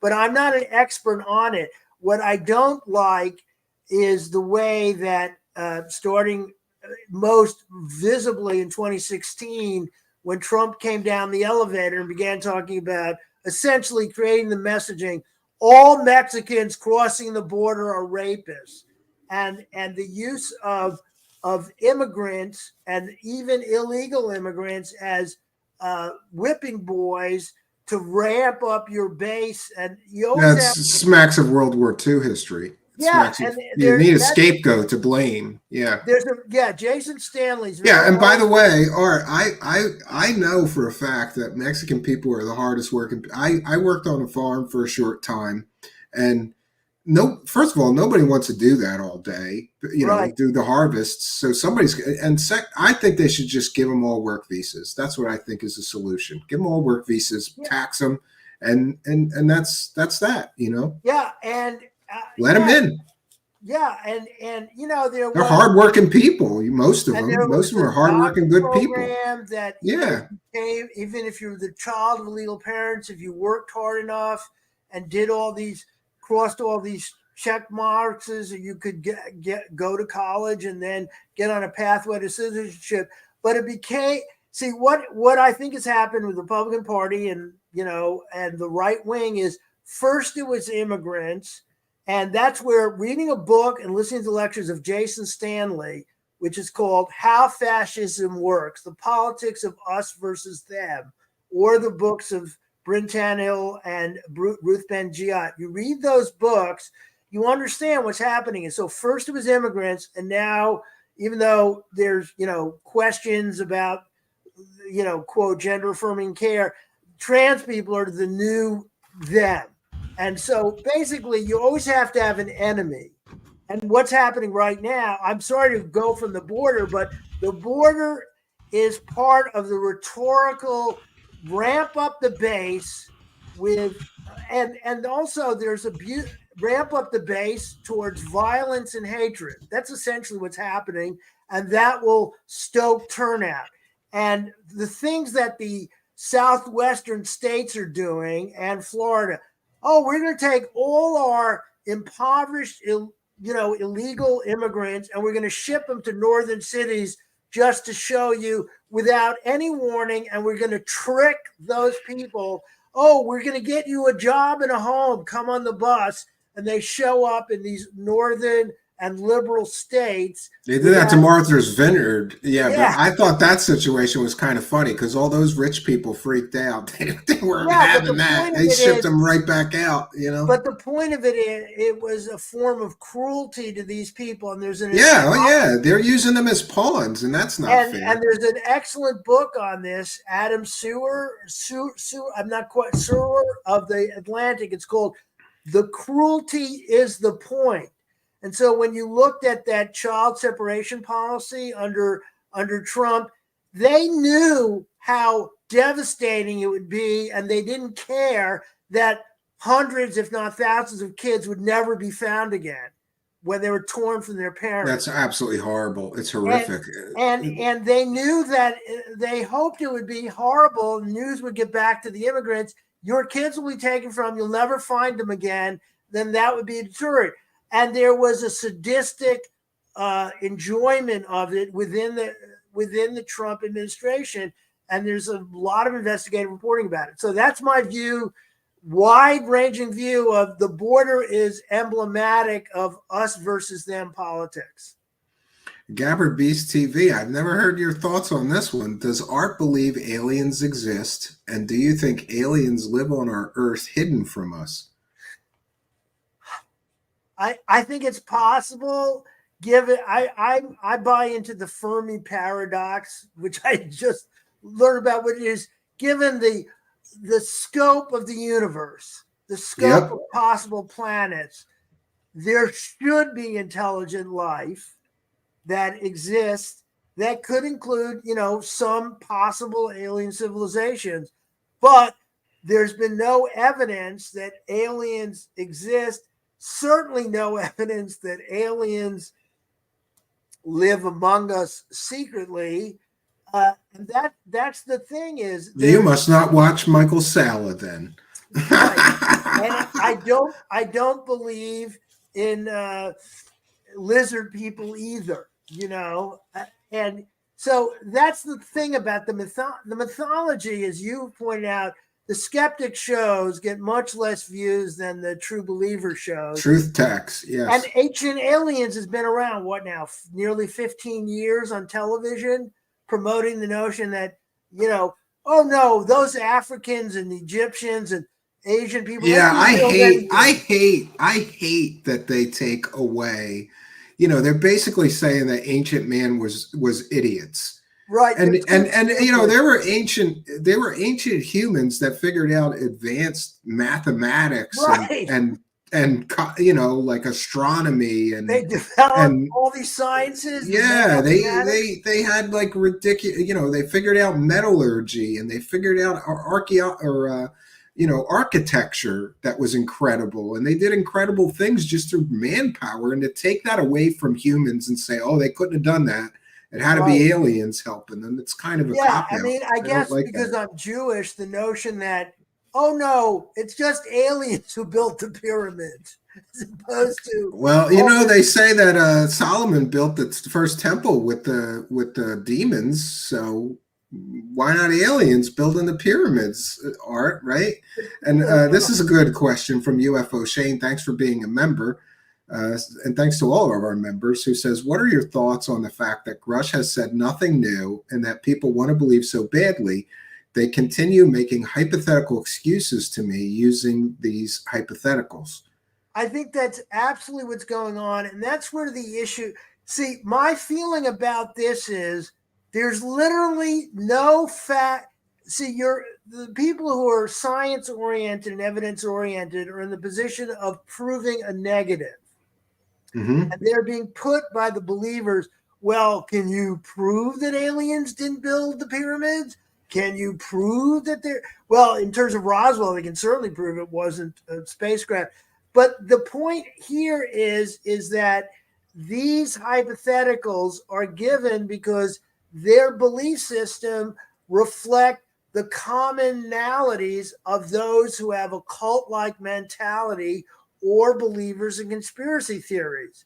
So they are always going to have excuses for whatever reason you are saying it's not true. And I recommend everyone who's watching this or sees it is to go to Michael Shermer's video, which he also published in Skeptic Magazine, called I Have a UFO in My Garage. Yeah, we're going to cover that here. It's so good. It was so brilliant. Good. And he was drawing on Carl Sagan's earlier thing, I Have a Dragon in My Garage, where he was using that to illustrate someone making a paranormal claim, but there's always some excuse. But when it came to UFOs, he walks you through, someone walks up to you, I have a UFO in my garage. And then you come to the garage. I can't do justice the way Michael did it, but you come to the garage. Where's the UFO? Oh, it's being cloaked in an invisibility thing. Well, can you remove some of it? No, it would distort the time. There's always there's always some excuse for why we can't show this. Yeah. And it's been over 75 years of excuses. And I have cited in Twitter and in conversation your 2-part series on the 14 whistleblowers. I thought, and listen, I did that on purpose because I wanted to prove a point. But in all honesty, I was there for each of them. Right. And some of them, I was in full on, we're getting disclosure. This is going to blow the lid off of this thing. For some of those whistleblowers, I was a totally true believer, buy the book, get behind them, argue with people, call them idiots. Right. I was just as toxic probably at that time, calling people stupid, because they didn't believe what I believed. And how old were you at that time? Oh, probably in my 20s for most of that situation, but that it gave me I wanted to take a rerun over all of those whistleblowers, because really it's like when you pull back from the earth and see the whole globe, you see the world differently. So when I pulled back through the span of time and saw each of those whistleblowers that I had been through before, it gave me a different perspective on anybody new coming forward. So which of the 14 whistleblowers, in terms of being well-credentialed and actually holding the jobs that they had, I was all closest to Grusch, in your view? Oh, I would think that Corso, because Corso's story, it just rings true. Like, he worked for the Foreign Technology Division at Wright-Patterson. Right. So if anybody would have access to alien technology, it would stand to reason that he did. And by the way, he was one that I bought the book. And what soured me on him was my study of computer science, because he made a lot of statements in that book about semiconductors and integrated circuits that I knew were completely false from my study of computer science history. Right. And, up until that, I was full on believe, like, this guy's the real deal, because his military history checks out. He's so credentialed and he had all these clearances. So I can totally understand why somebody would believe a Grusch or, right. But looking at those 14 in a row, you go through them all and then you go, there's so many similarities, huge claims, promises of evidence to come, the dam's going to break. They even, a lot of them use the same terminology, a lot of them use the very same terminology. It's absolutely similar. It's absolutely very similar. And it's called, the logical fallacy is called arguing from authority. Yeah, and Luis Caetano is here. Excellent researcher himself, says, does Levine think that UFO lore is getting more sinister or more optimistic? My feeling is it's sort of both. They're optimistic. I think it's getting more sinister, and for this reason. One is the seedlings of violence and anger is being fed regularly, that there's a terrible cover up that's just hiding from you the truth. And I do think that the true believers have hopeful views and most are benign. But if you keep being promised that disclosure is just about to come and it never comes, and you have the angry rhetoric of people like Jeremy Corbell, let the bodies hit the floor, let's kick down the door. Get your battle helmet on. Yeah. Yeah. And it's, it's wartime. I mean, words to that effect. If you're saying all that, it will lead to more sinister stuff. Right now, I don't really know. There's always been a division of opinion within UFO believers. Are they evil and about to attack us? And we got to watch out, and I think that narrative has gotten more purchase because of the selling of the notion of UFOs as security threats. So if UFOs are security threats, then that means the aliens in them are more dangerous. Then the UFOs are coming to unite us and help guide the way towards peaceful cooperation and away from nuclear war, you know? Yeah, I totally agree with you. Well, I think we're all caught up now, so I think thank you very much. I think that'll do it. Yeah, thank you so much. Dude, this, I like when we have these nice conversation shows. It reminds me that I need better guests, Art Levine. No, I need more guests like you. You and I have good conversations. So I want to thank you for doing this. I really appreciate it. And, Okay. and thank you for being there and being that sort of veteran journalist, sometimes whispering in my ear, like sometimes I could use that good advice and showing me what books to read so I get better at what I'm doing and things like that. I appreciate you. And thanks for doing that. Thank you. I appreciate you. And that's why I cite and quote your work.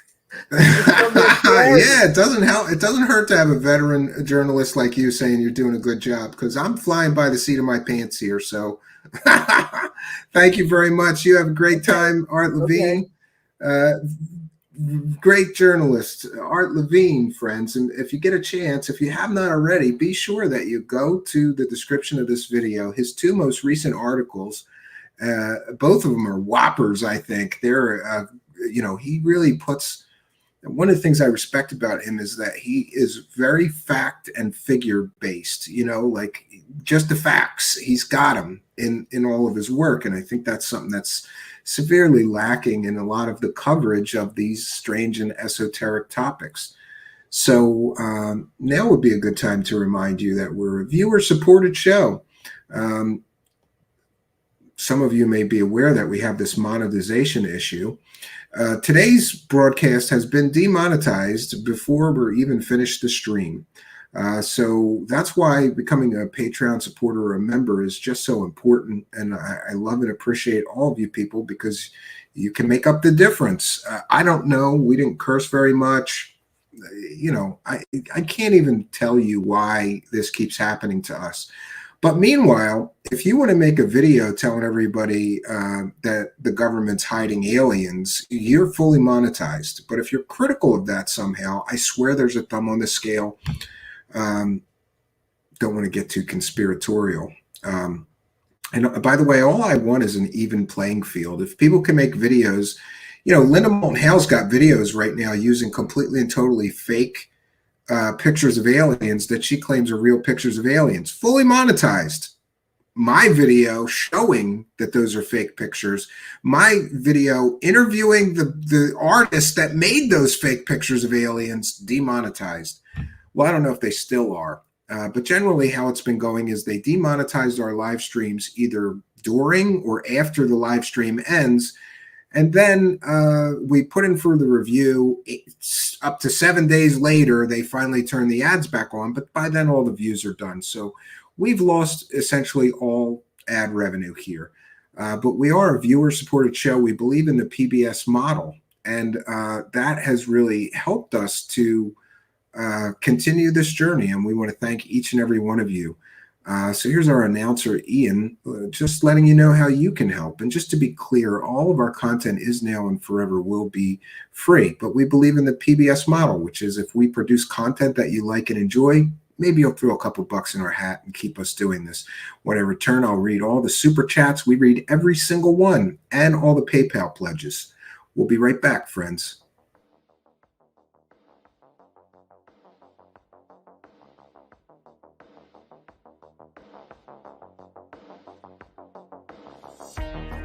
Truthseekers is a viewer-supported show. Wonderful people like you who enjoy this show send pledges in the form of super chats, super stickers, super thanks, PayPal, or Cash App. Instructions for how to help are in the description. You can also join our Patreon, and for as little as $1 a month, you can get extra content.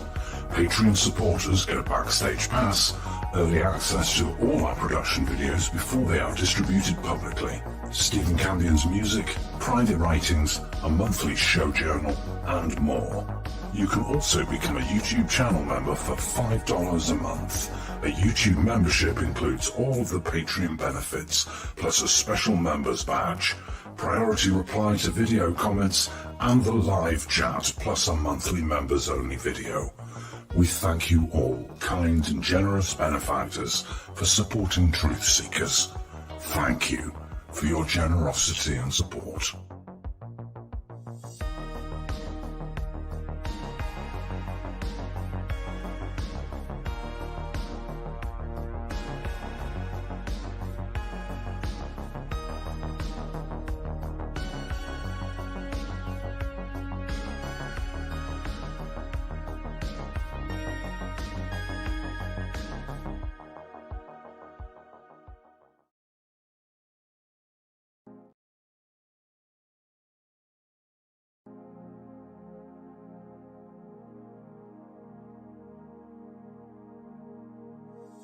Truthseekers is a viewer-supported show.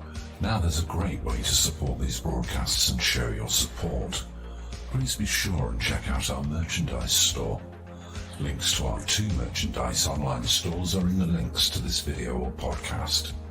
The Amazon storefront ships super quickly in the United States, Great Britain, and in many more places. Amazon may not ship to your country or location. If that's the case, hit our second merchandise link in the description and visit our Redbubble storefront. Merchandise from our Redbubble storefront ships worldwide, but may take longer than Amazon. We've got a great deal of super high quality merchandise for you to choose from, including t-shirts, phone cases, sweatshirts, and even pillows. The feedback from our products have been overwhelmingly great. Quality products and fast shipping. People all over the world are buying some merchandise and showing their support of the show. Praise the cash! Praise the cash! Praise the cash! We thank you all, kind and generous benefactors, who are buying some merchandise and helping us to continue this journey.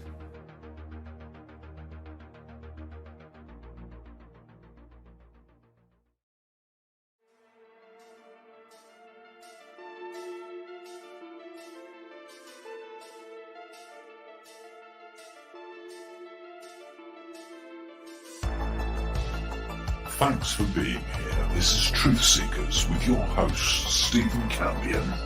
Please rate, like and comment on our videos or podcasts. If you are listening to an audio podcast, please rate us 5 stars to help us rise in the search rankings. If you are watching on YouTube, please like, comment and subscribe to our channel. If you're listening to an audio podcast, we love and appreciate you listeners, but you are missing the live tapings. All our shows are recorded live with video feed. We'd love you to come be a part of our live broadcasts and tapings for the podcast. Head on over to YouTube, click the search tool, the little magnifying glass, put Truthseekers, one word in the search bar, and hit enter. You'll see a strange and mysterious guy with sunglasses. That means you found the channel.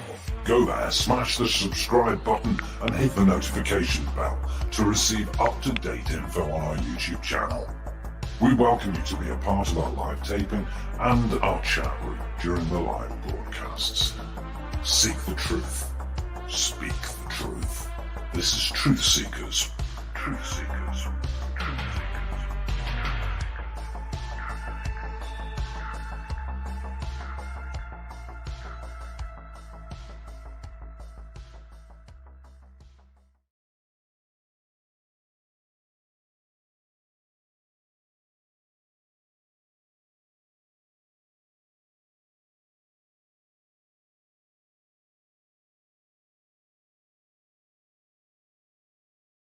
Welcome to Pill.net. We aren't just another social media platform. We are the home of free speech. Pill.net offers people a place to share their thoughts, ideas, and content without the threat of censorship. With live streaming, uploaded content, social media posting, and more, Pill.net goes the extra mile by introducing innovative features like mobile push notifications that keep you connected without relying on big tech app stores. These notifications allow creators to instantly alert their audience when they're live or have posted new content, ensuring that your message reaches the right audience at the right time. Plus, with monetization available from day one, you can turn your passion into earnings right from the get-go. Donations and subscription options make it easier than ever to earn income with your content. And it doesn't stop there. Pill.net is constantly evolving to meet your needs. Our updated direct messaging system makes it easier than ever for content creators to engage with people privately. Anyone can also go start their own group chats with friends. Pill.net is more than just a platform. It's a lively community where everyone's voice counts. Make your account today and let our team welcome you to Pill.net. Free speech lives here.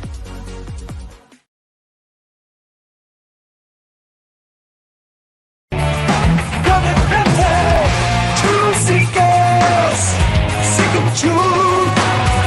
A truth so bold it's hard to hold. Truthseekers, truthseekers, yeah. Praise the cash, praise the cash.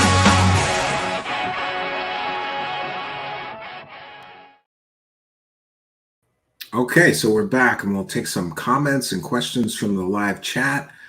We've got an excellent crowd here tonight. I do want to take a moment to let you know about our new distribution partner and sponsor, Pill.net, which is a free speech, social media, and video sharing platform. It brings together many of the I think some of the great features of different sites you may already be familiar with, like Instagram or Facebook or Twitter.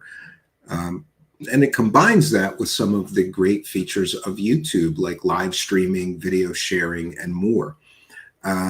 Given today's climate of censorship and demonetization on different platforms, especially if you're a content creator, you need an alternative. I have found it so far to be a great platform that is easier to deal with as a content creator than many other alt video platforms. It's certainly easier than Odyssey, Rumble, DLive, or BitChute, or many of these other sites that we have tried as alternatives. It just works. You copy the stream key and the link into your preferred streaming software, and it just works. In fact, we're live streaming over on Pill.net right now.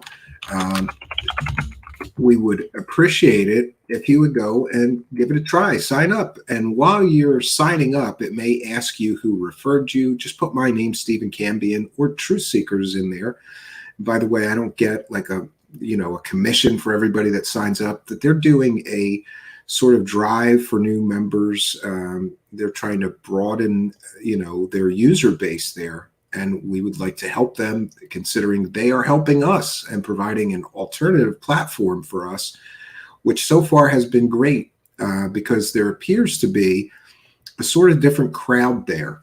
It kind of reminds me of being in a band and you go and you play a new venue in a new town that's you've never played before, and those people become fans of your band. There is a lot of people over there that have sort of given up on the more mainstream platforms, and a lot of people spend a great deal of time over there. So we're having all these new users find us. You are also instantly monetized the moment you become a content creator there, can accept subscriptions and have people throw money at you, which is always great. So we're praising the cash over there, and you can too. www.pill.net. Sign up, give it a try. Let us know what you think of it, and be sure to follow me. It's Truthseeker Show. Truthseeker Show. Here, I'll share my screen just so you can get a look at Pill.net. They have a very interesting content system there. You see, our live streams are going there. And I've uploaded some extra goodies over on Pill.net.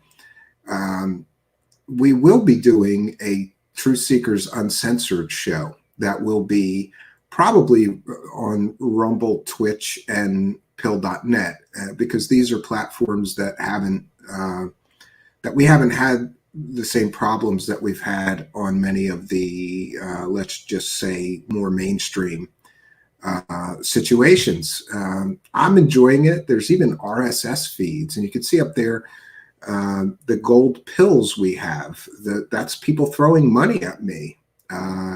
So you become instantly monetized.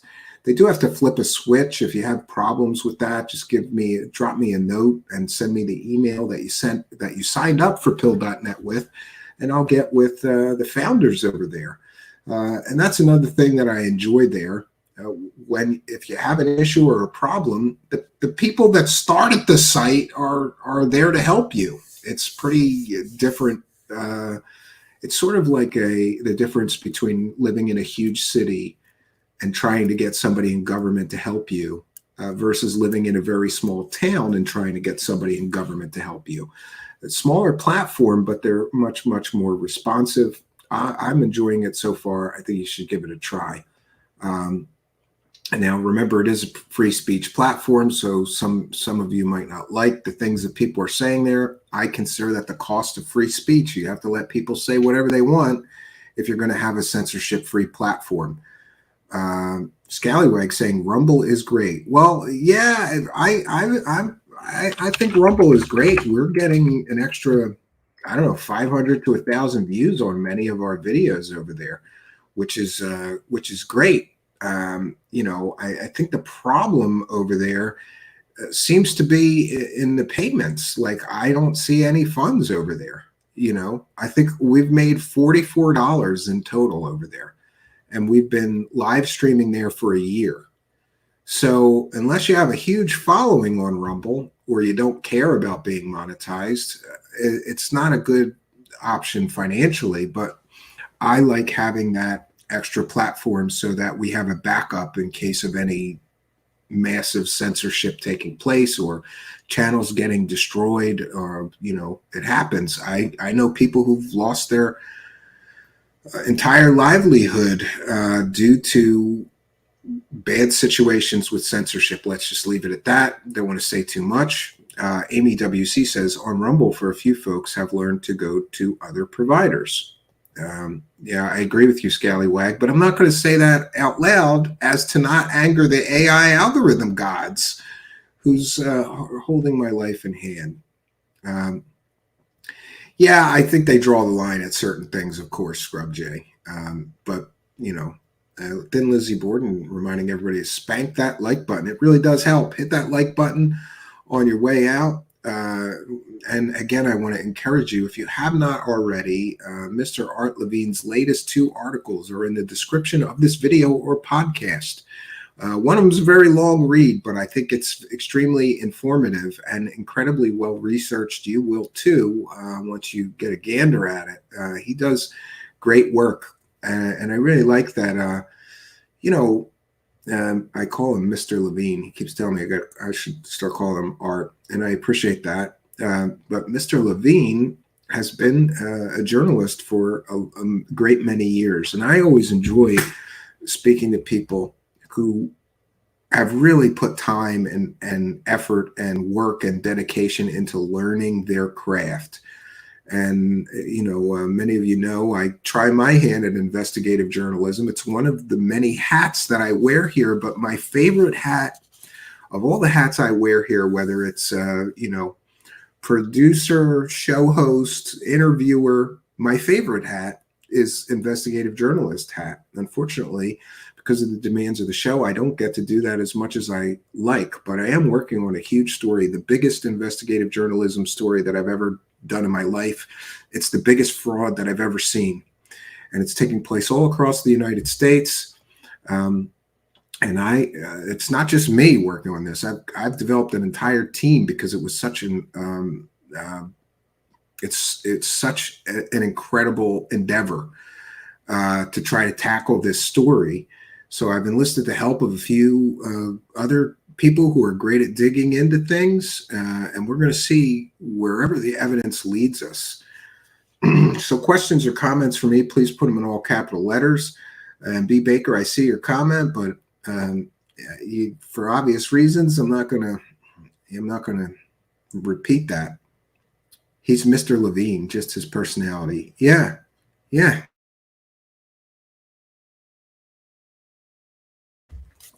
And also, my father was very big on respecting your elders. And he always taught my brother and I, that's Mr.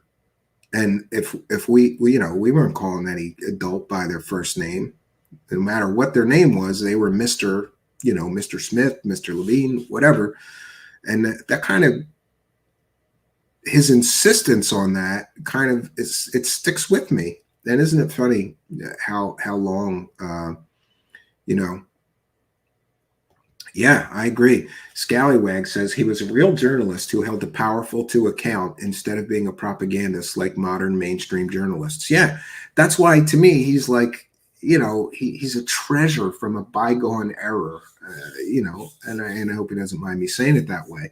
But, you know, back in the 70s when, you know, or maybe the 60s, you know, when he was coming up, there was this real attention to things that I admire and respect, like speaking truth to power, you know, and that form of investigative journalism where it was adversarial, but it was expected that if you were going to be an investigative journalist, you had to push people's buttons and be adversarial. And, you know, he's a wealth of knowledge about journalism too. You know, he started making me read about things like Gonzo journalism, which for those unaware is when the journalist makes themselves like a center part of the story that really engrosses themselves in that story and becomes a part of the story, not just, you know, sort of dispassionately reporting from the sidelines of what's happening, but becomes, you know, integral to the story. All right. Amy Collins says, please give us a hint of the investigative project, if possible. It involves something like a medbed scam. I'll leave it at that. It's the biggest of them, though. It's in that same genre of people making false medical claims, but it's bigger. Amy Collins, think big. It's a worldwide one. This one, oh my goodness. And we're gonna start. I'm gonna have to do it in parts. It's such a big story, Amy Collins. And by the way, thanks for your interest and for being a part of our live chat. Always happy to see you, Amy Collins. Thank you for being here and being curious about the new project. Not you, Stephen. I get it. Yeah, was disappointed when kids didn't call me Mrs. So-and-so when I got married. Amy WC. That's interesting. Yeah, it's the same thing. I always called people Mrs. And unless they corrected me, because when I was a child or growing up, I don't recall calling people Miss, right? I would call them Mrs. And then generally, if they weren't married, they would correct you and say, no, I'm Miss because I'm not married. And you would know from then on and try to keep a mental note. Okay, that's Miss Harris. That's Mrs. Smith. You know, you kind of, yeah, I always called adults Mr. and Mrs. by their last name. And also in Catholic school, I think in a lot of public schools, things are a lot less formal. And the teachers can say, I remember a teacher saying, you can call me Mark, or, you know, and I was kind of like, wow, that's weird. It was weird to me because in Catholic school, it was always, you know, most of the teachers in Catholic school were not lay teachers, but when they were, it was Mr. or Mrs. and then their last name. You didn't call them by their first name, but most of the teachers were either father or sister or brother. There were some brothers that were like, I guess they were like monks. They're a little different than a priest. They all had their preference. So some of them you would call father, and some of them you would call brother, whatever they told you. And they would let you know the first day of their class. Yeah, that's just the way I grew up. Jason Parker says, sir or ma'am. Yeah, and that my father said that when you meet a new adult, you call them sir or ma'am and ask them their name. And then you call them Mr. or Mrs. So yeah, I did a lot of sir and ma'aming too, right? Patty Wilhelm says, don't agree with the guest politics. Well, of course, neither do I, you know, but I don't really, I like Mr. Levine and I don't want to, you know, like argue with him about politics. I generally stay out of politics. But Patty Wilhelm says, don't agree with the guest politics, but appreciate his research, which I also have to weigh carefully. Yeah, as well you should, right? You don't just believe somebody. Yes, in the women's liberation movement, we wanted to recognize women as themselves and not just mates of the male. Well, that's fair, Scrub J. I think women should be recognized as individuals. I always called my elders, friends, parents, Mr. and Mrs. here in the UK as well, but I'm old now, just turned 50. Yeah, I don't know. Occasionally, one of my son's friends will ask me my name or something, and I tell them that they can call me Steve or Steven. So I guess times change. You're like, I don't want to be called Mr. It makes me feel old, right? I like that your show stays out of politics. Yeah, we probably always will. But by the way, I am Operation Shutdown. Some of you may remember that I'm from Philadelphia, and every time there's riots in Philadelphia, I make a funny video about it. This one I'm having a hard time, but and that's not really politics. It's more like social commentary. But there was just new riots in Philadelphia last night, and we're going to be doing the Riot Awards, the Philadelphia Riot Awards. Last time we gave an award for Best Looter, and that was the guy that he got a hand truck and he went into a store and stole a washing machine, and he pushed a washing machine all the way home with a hand truck. So we gave him an award like Best Looter because that required pre-planning and thought. You know, he didn't just go in there all willy-nilly stealing whatever he could get. He planned it out. Like, there's looting happening. I need a washer. He got himself a hand truck, went into an appliance store and stole a washer, and we have video of him pushing the washer home.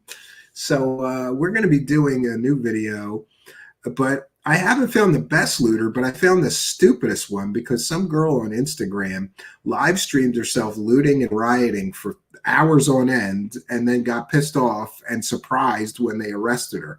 Also stole, apparently the police caught up with her because she stole an iPhone out of the Apple store. And, you know, those can track people. So I guess they tracked her from the stolen iPhone and they pulled her over. We've got the mug shot. So we're going to be giving an award for stupidest looter because she literally was committing crimes and inciting violence and encouraging people to loot, telling people what store they were looting next live on Instagram. Oh, it's the dumbest rioter ever. Yes, Algo Ray says the Philadelphia Riot Award should be a riot. Well, I'm having trouble. If anybody, oh, by the way, if anybody has any riot footage, I haven't looked on YouTube yet. I just have this one story. I'd like to find some other people we could give awards to because we make a funny thing out of these people, you know. Every time there's riots too, somebody sends me that joke, like, look at this shoe store, and they show the shoe store and all the shoes are stolen, but the work boots are still there. Oh, you gotta love it. And every time the riots happen, Algaray, I know I made the right decision moving out of Philadelphia because when I lived there and riots happened, I would be very nervous because my family and my wife are there, and you don't know. The one riot that happened, they basically said when we're done with the stores, we're coming for those people's homes. And the riots in the stores were right near my house, like 4 or 5 blocks from us. They wrecked all the stores. I think we had just moved though, so we missed that one. But yeah, and there's also been the mass. There's mass riot thefts that they're having now. Apparently people get together on social media and say, hey, we're going to hit this sneaker store, this liquor store, whatever. And then hundreds of people show up and they loot the store. And that's before the riots. That just happened a few weeks ago or a week ago. Yeah, an award for the best police. That's it. I do have footage. Of that. Yes, and we're already demonetized. I'm going to put that Philadelphia Riot Awards up, and I'm just going to leave it demonetized because you can't show like violent takedowns of the police and violence, or it's not monetizable. I'm okay with it. Plus, I curse a lot in that because it's funny and I can't help it. Yeah, but we'll probably do that. And also, I just want to show you as well. So we'll be back tomorrow night at 9 p.m. Eastern, but Friday night at 9 p.m. Eastern, I will be on my way to the cabin. But we're going to have a special premiere on Friday night at 9 p.m. So we got 2 more shows for you for the week, plus maybe that bonus video. And this Friday at 9 p.m. show is alien bodies and the EBO post. Some of you may be aware, somebody posted something called the EBO post, and it showed up on Reddit and got a huge amount of attention. Turns out that post was also on Above Top Secret several years ago. But it's a very interesting post from a person, of course, anonymous, who claims that they worked on alien bodies. But the level of detail included in this post is leading many people to speculate that this is a real thing and this is a real scientist. I don't know what I believe, but we did a special piece, and thanks to Ian, he did all these incredible images of aliens that we put to the script, and then we put a voice to it, which makes it even more realistic. And then I'm giving thoughts on aliens in general and how alien life may develop on planets different than Earth. It's about an hour-long video. It's already up for the premiere this Friday night at 9 p.m., but I will be posting it right after tonight's broadcast for your Patreon supporters and channel members, so you get that early access. That's one of the benefits of membership or being a Patreon supporter. And by the way, we thank all of you for your kindness, generosity, and support.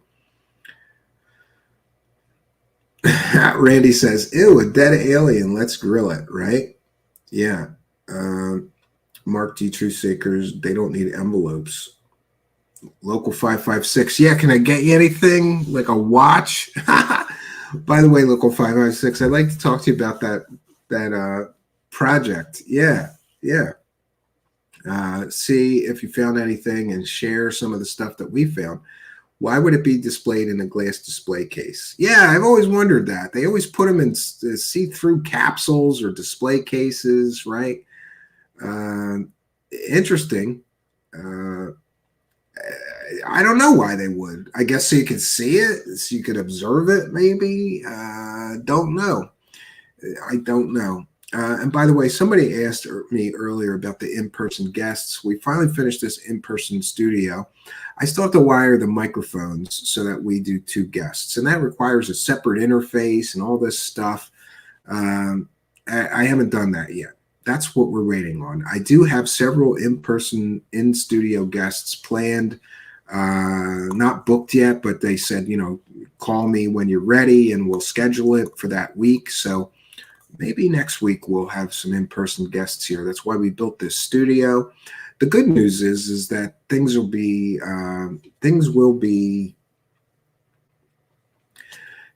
cool enough in my attic office to broadcast from there. So now we have 2 places to do the show from. So I think we're going to wrap things up here.